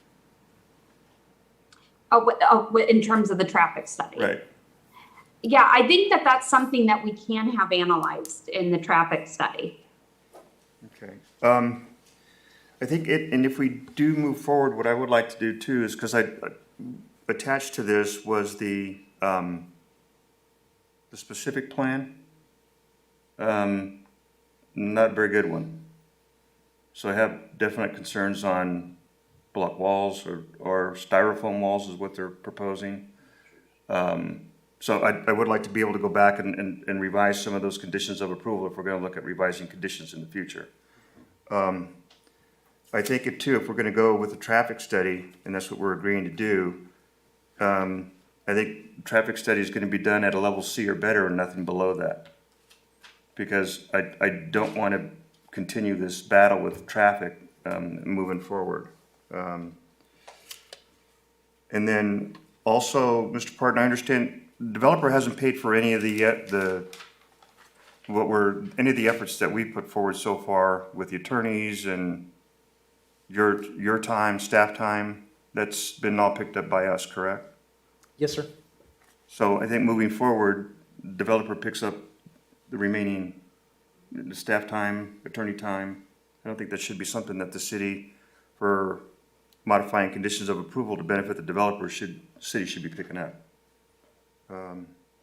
So, I mean, if we're gonna take a look at that and take that approach, I'm okay with that. But again, I do want an opportunity to go back and look at some of these other conditions. For example, as you go through the specific plan, in one section, it references 4 parks. In another section, in a table, it references 2 parks. And further down, it references 3 parks. One of those parks is in an Edison easement, and I know that they don't allow anything in Edison easements other than grass. So I don't know if you would be able to determine that call that a park. That's something else that I think that we need to look at. I'm sorry. I just wanted to say I would note that as we start to make major changes, we're going to run into the issue of having to circulate for public review this whole thing. We were trying to make little changes where we could just do an addendum. If we open it up, that's fine, but I just wanted to let council know that it would be more than just an addendum if we start to tinker with this document entirely. And that's something that I'm willing to look into. If we're gonna do this, let's get it, at least try to fix things that are broken and get it done right.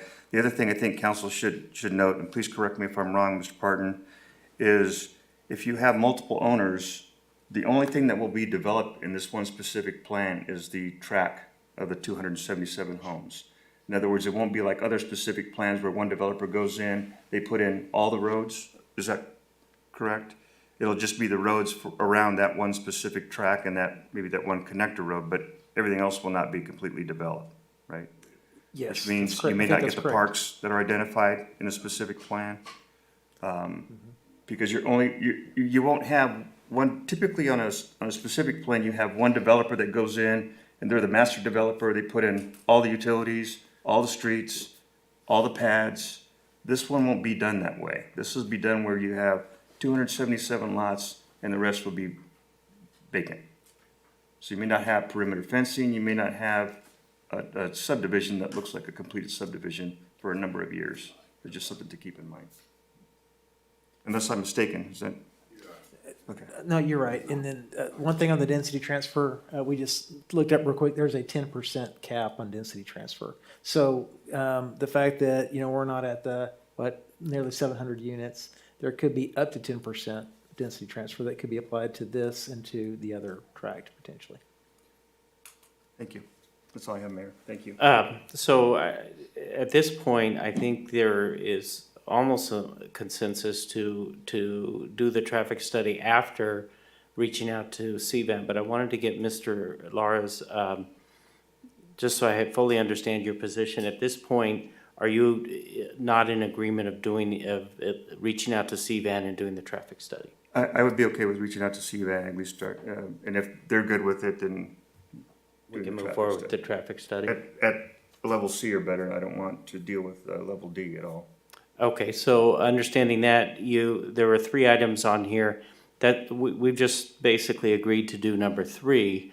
Item number 1, which is interpret mitigation measures, a timing trigger, and item 2 is would we consider changing the timing trigger? I'm assuming that item 1 and 2 really depends on what happens from item 3. Correct. Okay, so all we really need to do is to see if we can get a motion to, you do need a motion, obviously, right? At least one. Yes, Okay, all right, so I'll give this a shot. I move that we direct, that staff reaches out to CVAN to find out, first of all, if we go through with this, if they are open to discussing the settlement, whatever legal term you need to put into my motion is fine. And number 2, if they are, then we move forward with a traffic study. And I'm not opposed to looking at it for level C. Is anyone opposed to putting a condition of level C on the traffic study? Mr. Mayor, being the new guy, I do not know what level C means on a traffic study. Can someone explain that? Yes, I think Mr. Lowe was referring to level service C. Yes. With regard to the traffic impact. So it refers to the amount of congestion that you would experience upon build out of the property. Okay, thank you. And D is not as good as C. Okay. Right, our standard had been level service D. I mean, that's been a baseline of standard that's been established in our subdivision regs. So level service C would take it up one step. So if we have a baseline standard of D, are we going to get into trouble trying to now use a level C in this specific case? No, this is a condition you can apply to this. So Okay. this is your discretion. You can apply those as additional decision points. Okay, so that was my motion. Do I have a second?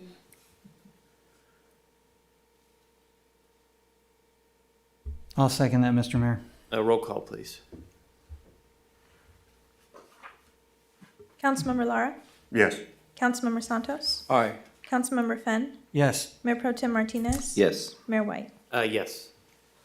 Thank you. Thank you for coming in. We'll move back to item number 11. I'm assuming that's not a typo. Invoice pay, accounts payable, automation service presentation, staff report, Lisa Leach. Good evening, Mayor and Council. Tonight I have a presentation for you on invoice pay. So let me start by sharing my screen.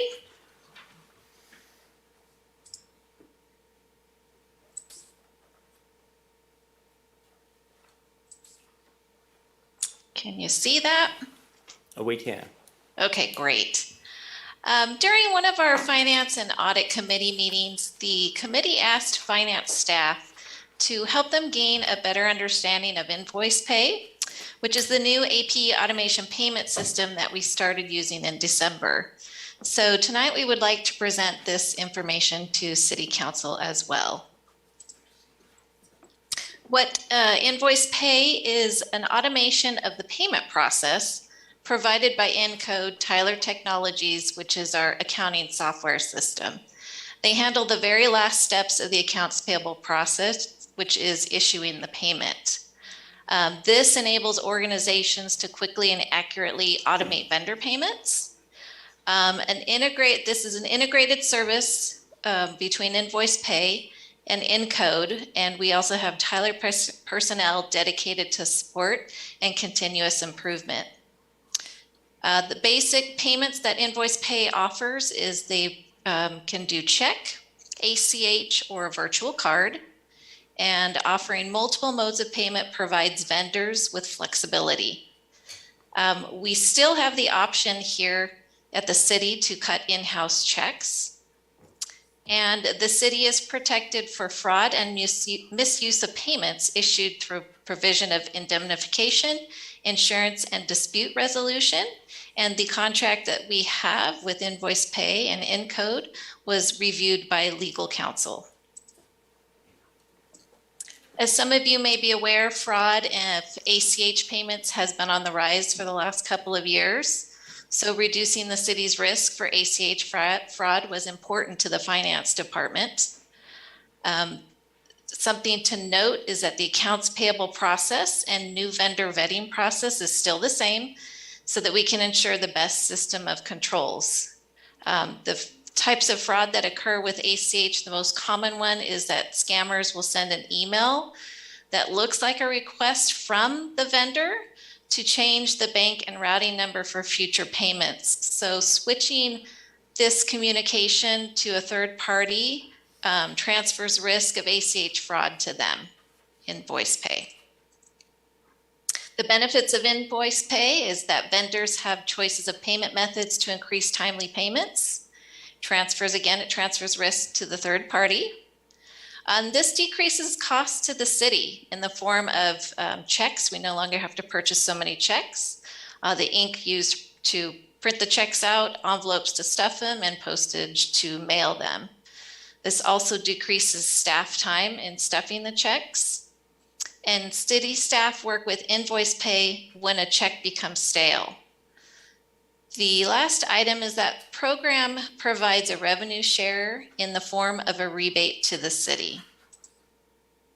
So in May of last year, what this screen is showing you is that Invoice Pay did an analysis of what our current payment mix looked like. So the first column says the current payment mix. And what we did is we sent them a list of all of the checks that we cut, which has the vendor's information, and they came up with that we were cutting 95% of our payments in the form of checks and 5% in the form of an ACH. The next column is the in-network match. So what they did is when they took our information, they looked through their systems to find out which vendors were already on an ACH or already were on a virtual card. And they showed us the mix of, if we just transferred day one, we would have 67% checks that they would be producing, 14% ACHs that they would be paying, and 19% would go on a virtual card that they would be paying. And after about 6 months, when we work with vendors to really look at converting to an ACH option or a virtual card option versus so many checks, post-implementation shows that there'd be a 30% paid via virtual card, 40% ACH, and 30% check.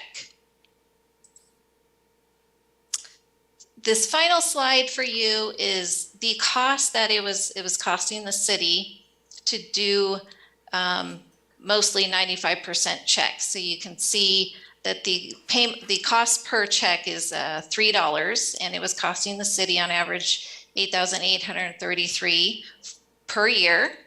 And by switching over to Invoice Pay and gaining the, after 6 months of implementation, you can see that there would be a cost savings of about $7,241 by using Invoice Pay. Also, with the rebate program, they would be rebating money back to the city, which is paid for by vendors using the virtual card. And it could range from $6,643 to $8,119. And that would help subsidize our Tyler bills, or we could use it for staff training.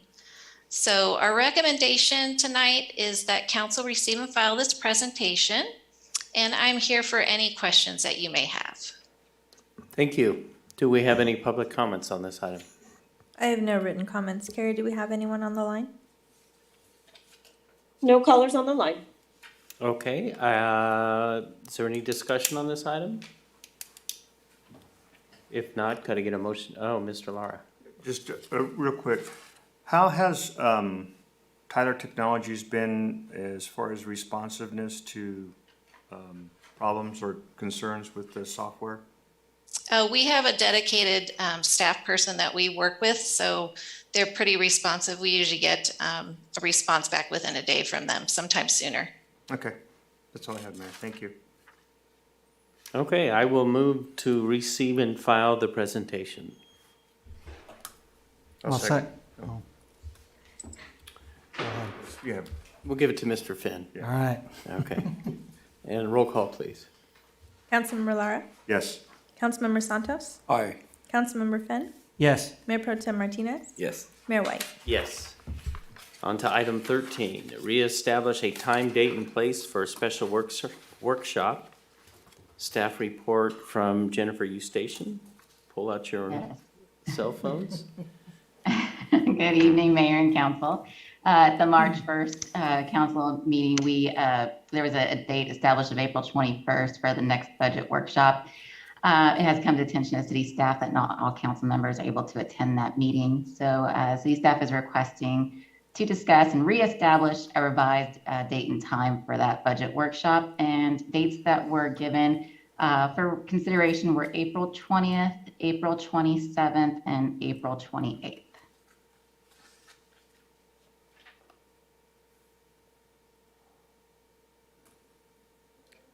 April 20, where are we talking evening? The last time that was established was 5 p.m. on Oh. April 21st. Okay, so We could do morning. April 20, no thank you on the morning. But April 28th is Taste of the Pass at 5:30, and I think a couple of us are gonna go to that. So I'm good on April 20th and April 27th. I prefer the 27th, if that Okay. works. I'm good on 27. All right, we got 3. Wednesdays are difficult, but I can make one of those happen, so either one's okay. So, Okay, no so Mr. preference. Lara, can you be there on April 27th? For you, Mayor, yes, sir. Okay, So that would be. And I can be there on the 27th also. I had a problem with the previous date. perfect.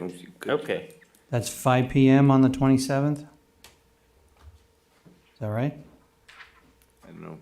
Did you say? That works for me. I missed the time. We Or didn't- we not we didn't say time? establish a No- time. No wonder I missed the time. so we're good with 5 p.m., or is that gonna be enough time, Mr. Pardon? Do we need 4 or 5? I guess, Jennifer? Jennifer, you could weigh in on that. Yeah, I would say it would take about 2 to 3 hours. So if 5 o'clock works for the council, then that would work for staff. Okay. Okay. There will be food and refreshments. It makes us happier. It's easier to do the budget. Undivided attention. It has to be low fat, low cal, salt free, sugar free. Is that okay? Bakers. That'll make us happy. Oh, you said food. I'm sorry, you wanted edible food. Okay. So 5 o'clock on the 27th Great. With sandwiches. with sandwiches. Okay. Thank you. Item number 14, notice of Economic Development Committee Industry Expert Seat. Staff report, Nicole Wheelwright. Good evening, council. An item was brought forward to the Economic Development Committee regarding the rotating industry expert seat on the committee that was established in the policies and procedures. During that meeting, it was discussed and recommended that the city seek applicants for this seat with appointment by the council. The reason this is coming before you is because city staff is seeking direction on the advertisement, specifically to the industry of interest or professional background that would be desired, so that the advertisement has some clarity for those inquiring. and I'm happy to help answer any questions. And we also have Kyle on the line here too, to help answer anything as well. So Kyle, if you could, Mr. Laura and I were at the meeting where we talked about this special industry expert. If you could be a little more specific as to what our need is right now. I think this was a position that we decided at some point could be flexible depending on what kind of industry expert we needed. And then if you could just inform the council as to what we were talking about as far as what industry we're looking at. Yes, Mayor, thank you. So first, the Economic Development Committee was set up with certain positions, and one of them has always been this industry expert, and the plan and the procedures and the policies for the EDC highlight that position is rotating. It's not a permanent member. So the thought process that was involved in the establishment of the EDC identified that there could be times in which the EDC is working on a certain type of project. And at that time, we might feel like it would be necessary or helpful to seek an industry expert in that certain type of field in order to assist the Economic Development Committee, which ultimately makes recommendations to the City Council.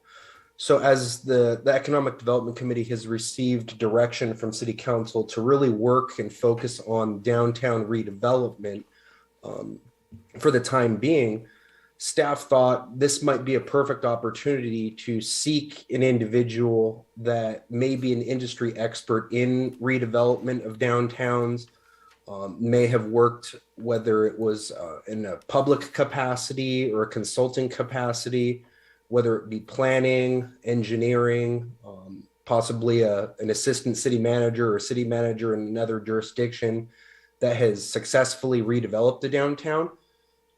So that's really the industry groups that we were looking for. And the goal would be to see if there's someone within the nearby community that has expertise in that industry field, and see if they would like to participate on the Economic Development Committee as part of that rotating industry expert member. Thank you. I think you did a good job of explaining what we were talking about. Mr. Santos, I see you reaching. Yeah, just a quick comment on this. I think, are we looking for an employee or a volunteer? The EDC would be a volunteer. So Okay. they would just be the same as other EDC members where they're volunteering their time and they would not be compensated. Okay, because I'm looking on the qualifications that you guys put it together in here. That's the reason I asked that. Thank you. See, I think our thought was that with the significant retirement communities, not just in Beaumont, but in Banning as well, that we may find people who already have that expertise, someone who's a retired city manager or planner or someone like that. That's a good thought on that. But, just being a volunteer out there, I mean, you name the specific qualifications in Sure. there. That's all. Sure. I mean, If you weren't a council member, we'd probably nominate you to be on that. I second. Thank you. Second? Yeah. Okay. Thank you. Any other questions or clarification needed? Mr. Finn? They did not need to be a Beaumont resident? No. Correct? We did. It doesn't state. There's no requirement that it be a Beaumont resident. Okay, because it's so specific, just a concern I would have is, as somebody with ulterior motives, coming in and so forth, and maybe running into a conflict of interest, if we were so specific and made it so small, that it's hard to get volunteers at times. I like the idea of it. It would certainly, I think it would help the committee. I just would want to make sure that the person's vetted enough to know that, okay, they're maybe not actively representing a developer that would come into that downtown area and so forth, and that would turn into a conflict of interest. So just for clarification, the position would be someone who would come before council and we would approve that nominee. Correct. Okay. Mr. Martinez? Yeah, I want to ask, as we'll write the open position now for the community resident. When's that deadline again? Can you remind me? That one will come before council on April 5th, and it's a community non-business I mean, and seat. that, what was the deadline for application on it? Do you remember? That is, Is it March it is 29th? the Tuesday before the meeting, Oh. so Oh, April 20, I'm sorry, March, no, March 29th. it is March 28th. Okay, thank you. That's all. Okay, thank you. You have our direction, and we'll move on to item 15, review of local emergency declaration established via the adoption of City of Beaumont Resolution Number 2020-07, adopted on March 17th, 2020, 2 years ago from Friday. Been a short 2 years, hasn't it? It has not been a short 2 years.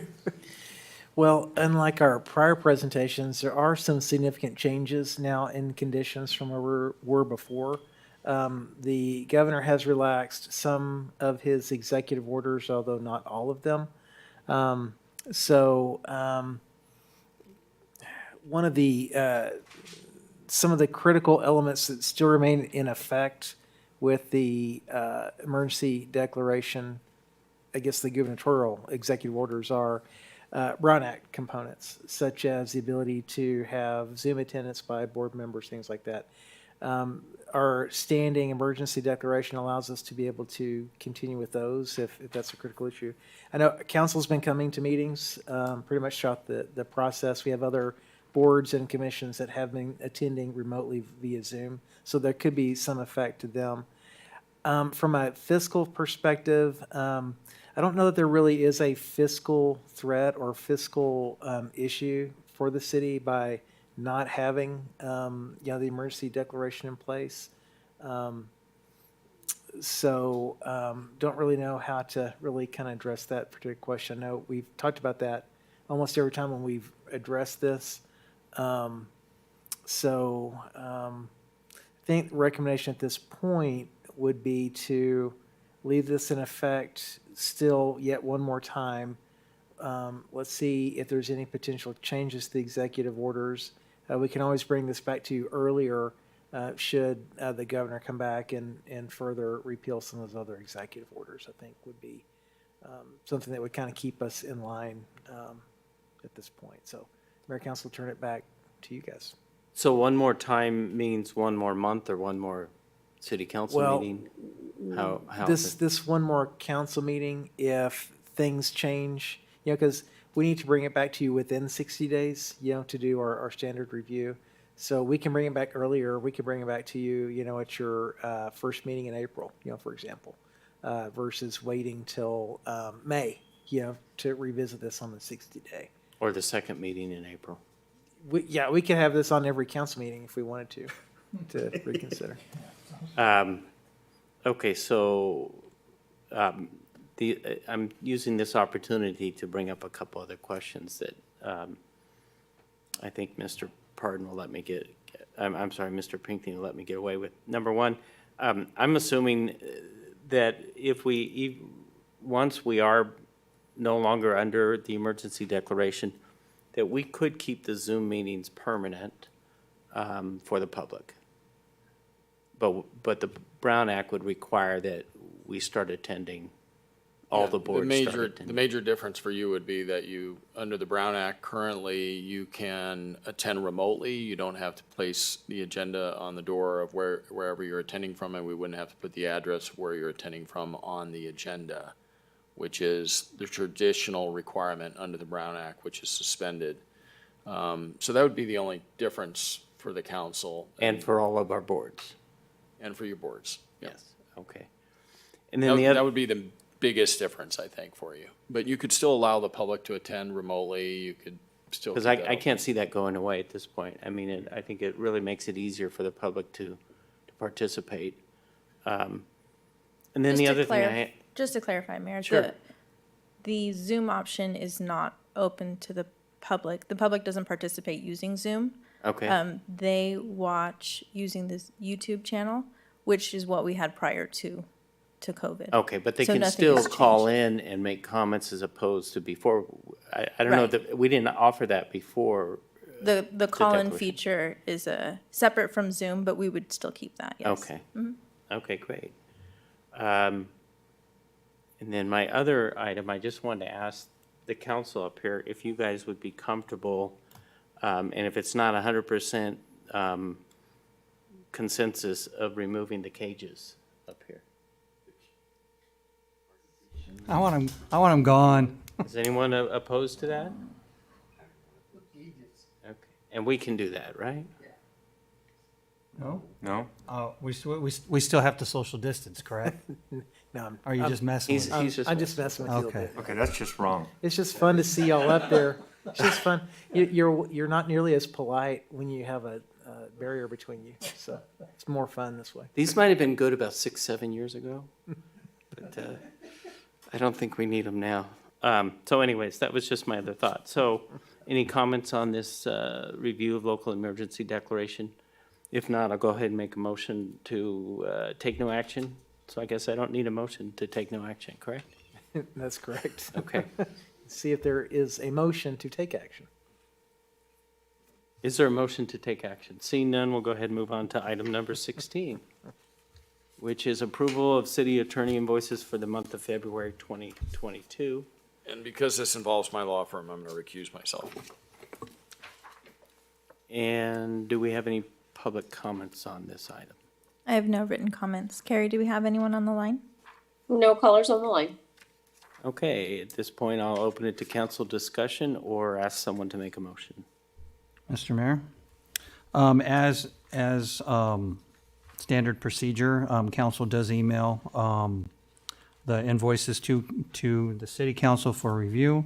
And with that, I move that we approve the invoices in the amount of $154,376.60.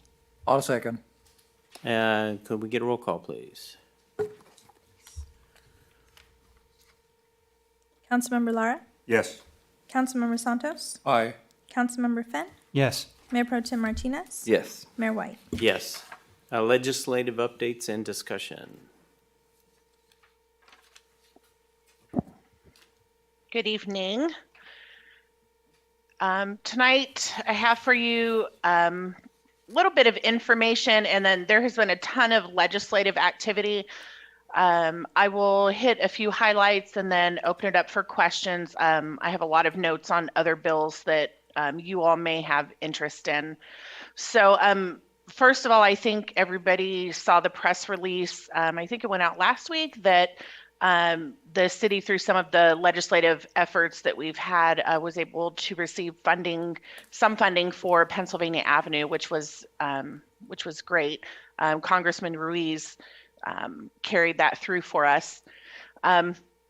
As far as legislation that has been introduced or amended, we have several bills that were amended in the last week or two. A couple of the highlights are AB 2218, which pertains to CEQA, and it basically says that in order for a person to attempt to review or void or take action against a decision of a public agency regarding an infill project, an infill housing site, the person has to reside within 20 miles of the project. And this is interesting, not so much because it deals with housing, but this is the first time recently, and maybe actually in a long time, that we've seen anything pertaining to regulating how people use CEQA for lawsuits. So although I don't anticipate this necessarily would have any direct benefit to the city of Beaumont, a lot of times when we deal with CEQA lawsuits being very frivolous, it's from people that are not in the area, not anywhere near a project or related to a project. So it's interesting that this was proposed. We'll be watching this to see what kind of traction it gains, and then if it happens to translate into anything that would be more beneficial for different types of projects. Another bill of note, which is not a shocker, I'm sure, to anyone, is AB 2653, basically authorizing the state's Housing and Community Development Department to reject the housing element portion of an annual report if it's not in compliance with department requirements. That just another layer in the Assembly and the Senate of the state giving HCD more tools to enact or enforce on cities that are not RENA compliant or making progress with the RENA. And there are a couple other notable ones. There are some ADU related bills and some DIF related bills and whatnot. So I'll open it up for questions. And then if you have questions on specific bills, I'll either provide you information I have or look into it for you for the next meeting. Mr. Lara. Thank you, Christina. So in a WRCOG meeting, we were given a few bills to begin watching. One of them that's really concerning is AB 2179, which defers payment of developer fees for 20 years. Yes, so I have some information on that. Right now, DIF fees are required to be paid at either permit issuance or occupancy, depending on what the jurisdiction, how the jurisdiction is set up. This bill would require that non-compliant cities, and by non-compliant they mean RENA non-compliant cities, would then be required to defer DIF fees for up to a period of 20 years. And it would be through an agreement that would be established, but essentially that would affect the city of Beaumont and any number of other cities, because other than I think maybe Beverly Hills, I don't know of any city that's met their whole RENA goal for any cycle. Okay. Thank you. And then, so that, I think that's one we really need to keep an eye on. The other is SB 897, which increases the height of ADUs.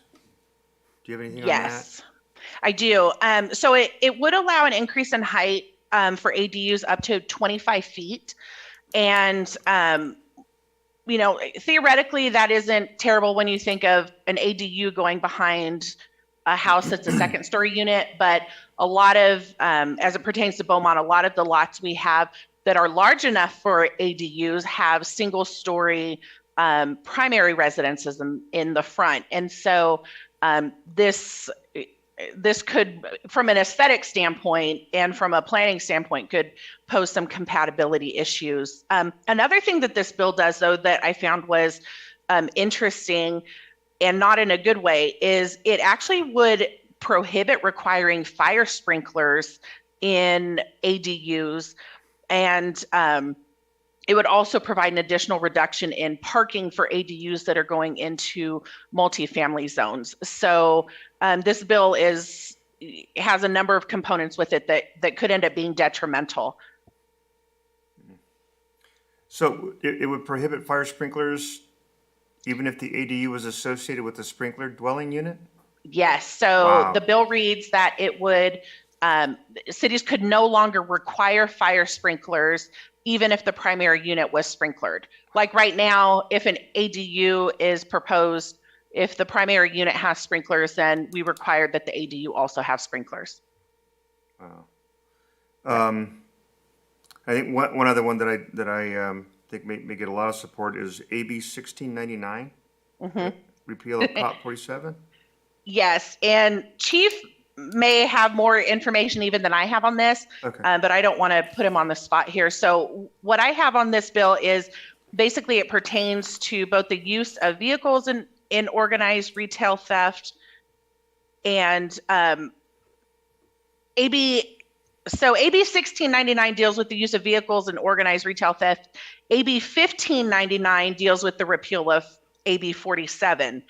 And that's the one that would reduce the threshold of grand theft from $950 down to $400. So I'm not sure which one we want to talk about. I think it's AB 1599 that repeals. Sorry. Yeah, AB 47. That's okay. I just want to make sure I get the right one. So, but yeah, it would essentially reduce the threshold for grand theft from $950 down to $400. And I guess that's come out of areas where the organized retail theft has become a huge issue. Basically, that's the intent to address that. Chief and I did visit on that one, I don't know, a week or so ago. Chiefs organizations and public safety organizations are looking at those. So he'll be coming to you with some recommendations and some updates on that in the near future. April 5th. Okay. So what does 1699 do again? 1699 has to do with the use of vehicles in retail theft. Okay. And I have to get you some specific text on that. I actually came across that one while I was looking at AB 1599. So what I was looking for was the information on 1599. But if you would like some additional information, I will be happy to provide it to you or work with Chief to get you the appropriate information. Yeah, I think we need to see both of those. Okay. That's all I have, Mayor. Thank you. Any others? No? All right, we'll move on to the city treasurer report.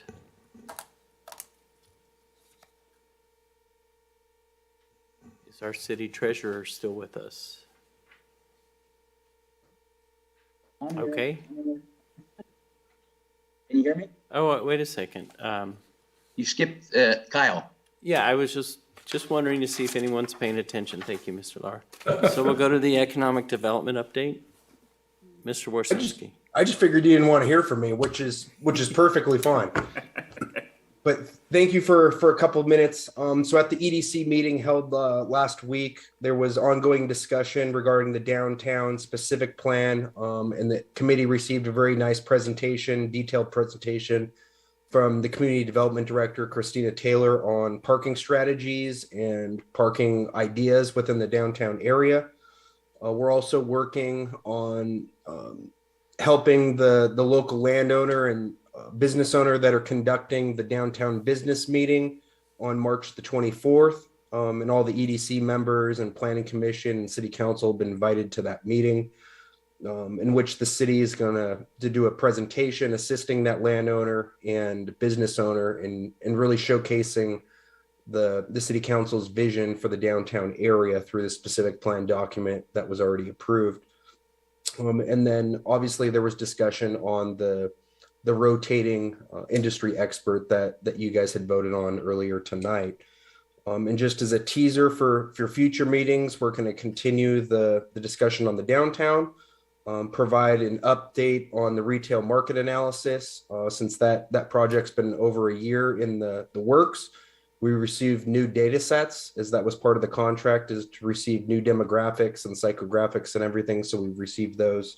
So that'll be presented to EDC and then make its way to City Council.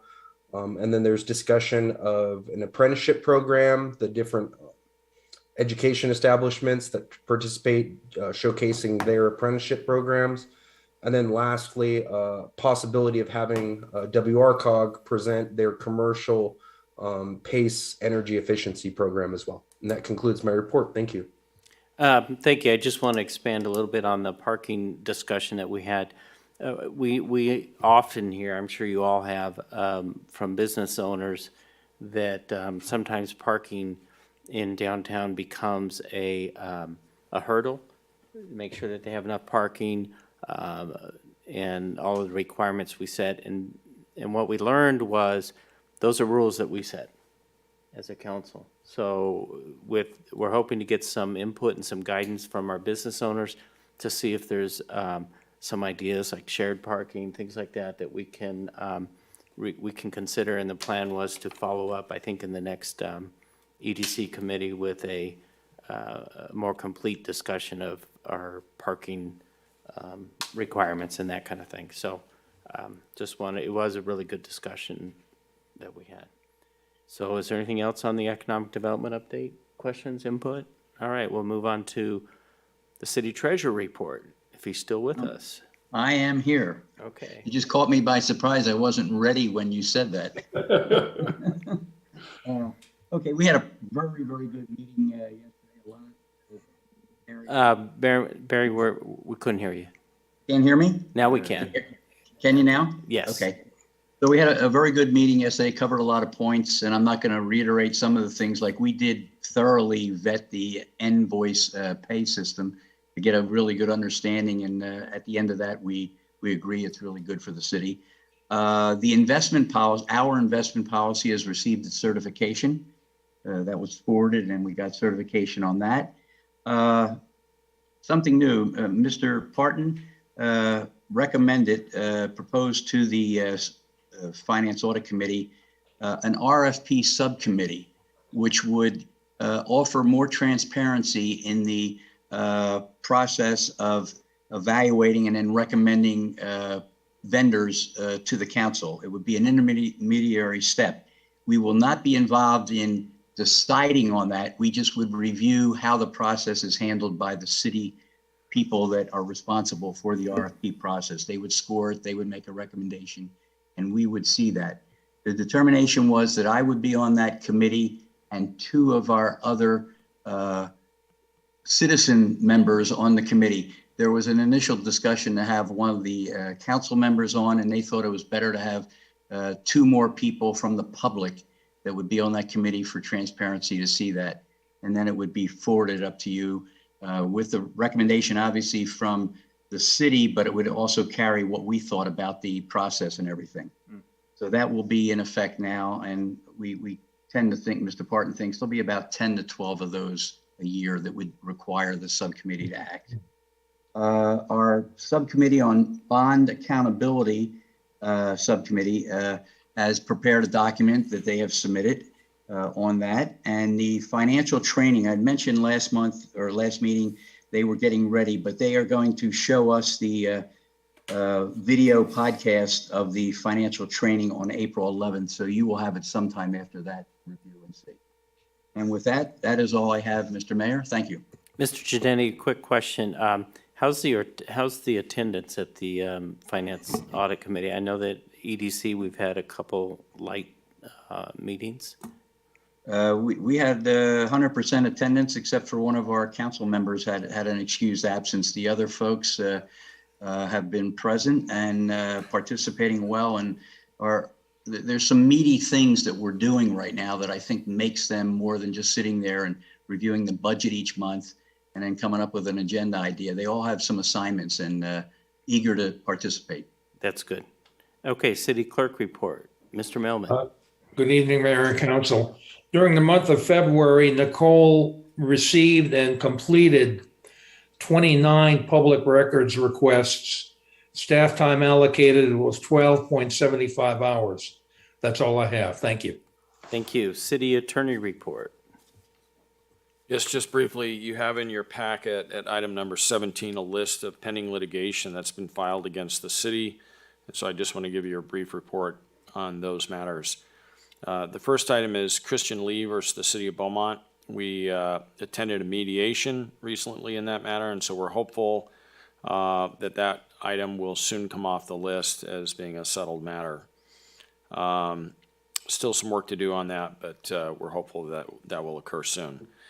In item number 2, Peters, DBA Pioneer Mobile Village versus City of Beaumont.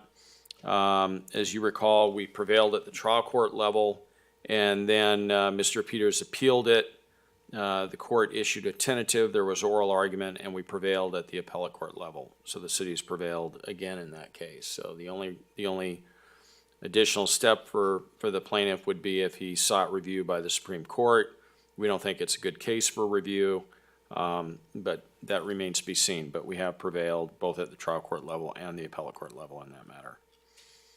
And then in item number 3, item number 3 and 4 are the same plaintiff. And one's in federal court, one's in state court, one's a damages, 1983 type claim, and then the other one is number 4 is a writ case. And so I'll deal with those together. Item 3, we filed a 12B6 motion. The court's going to hear that without oral argument. It's going to rule based on the papers. And then the writ case is in its early stages. And then finally, the 5th item is Stephen Fortier versus City of Beaumont. We met in closed session this evening, and we're working towards a settlement on that matter as well, hopefully. And so if all goes well and Mr. Peters doesn't continue with his case that he has not done well with to date, We'll be left just with the two related EZ matters. Thank you. And we will now go to, uh-oh. Is it future agenda? City manager, oh, how could I forget? City manager report, please. Well, I'm happy to announce that you've got your February 2022 report and updates. And if you look on page 354, you will see the first departmental Gantt chart report as council requested. So kudos to Jennifer Eustachian and her staff for putting together a really slick little Gantt chart there. So, and then I'm sure y'all are all aware, University of North Texas did win tonight, so they move on to the second round of NIT. So, and then the Raiders still haven't gotten any better. So that concludes my report for you tonight. All right. Next, we have the future agenda items. Are there any future agenda items requested? Seeing none, how about council reports? We'll go ahead and start with Mr. Lara.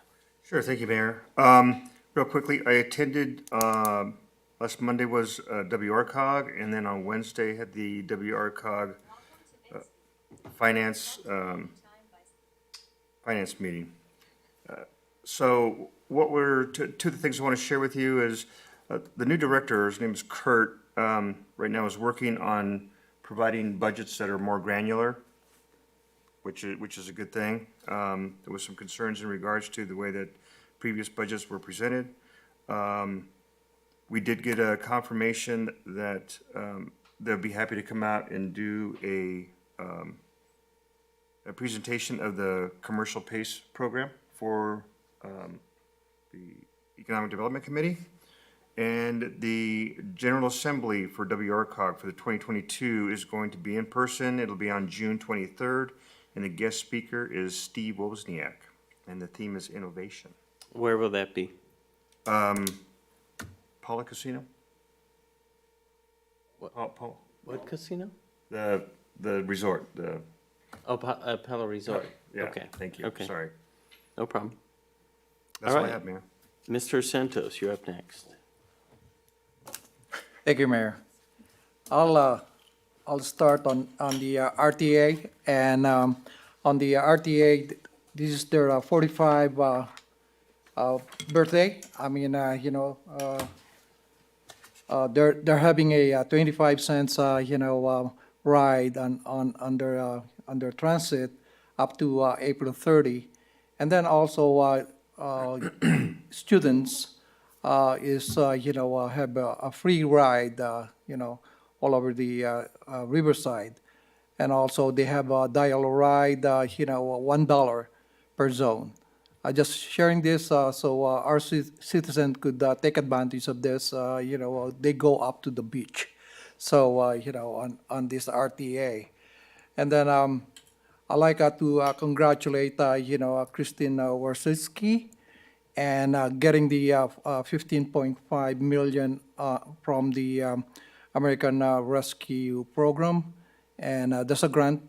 So that's the reason I'm congratulating that. I mean, they put the application and get that grant, and then our own Jennifer, U Station.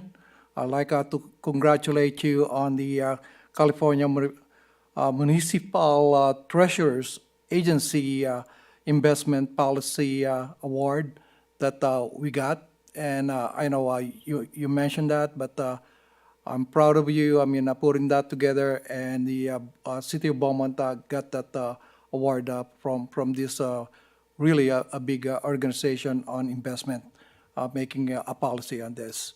Other than that, that's all I have, Mayor. Thank you. Thank you. Mr. Finn. Yes, thank you. On March 6th, I attended the Transportation Now meeting. We had a presentation from Jennifer Nguyen from Riverside Transit Agency, and she gave an update on the Vine Street Mobility Hub. That is a bus stop depot in Riverside. It's going to open this month. It is on Vine Street at 10th, right across from the Metrolink station, which is not far from University Avenue near downtown. So it's a nice hub that they're putting together, a bus hub that they're putting together to help better interconnect, public transportation and so forth. And a little extra positive note on that is that there's going to be 24/7 security there as well. And so that'll be a nice opportunity for the public, especially with high gas prices, to take the bus. And then on the 8th, I attended the PASCOM meeting. There were several discussion items that were there, one in particular about emergency preparedness for those with disabilities. And then also it was mentioned from Riverside County EMD spoke about offering CERT training to the pass area. So I don't know if that would happen in Banning or Beaumont. Perhaps, though, if we can ask staff to reach out to someone there to see if that's something we can facilitate here. There's certain physical requirements they need for that training. I think they need open air space for fire extinguishers and that sort of stuff. But it's something they were hoping to be able to offer to our area.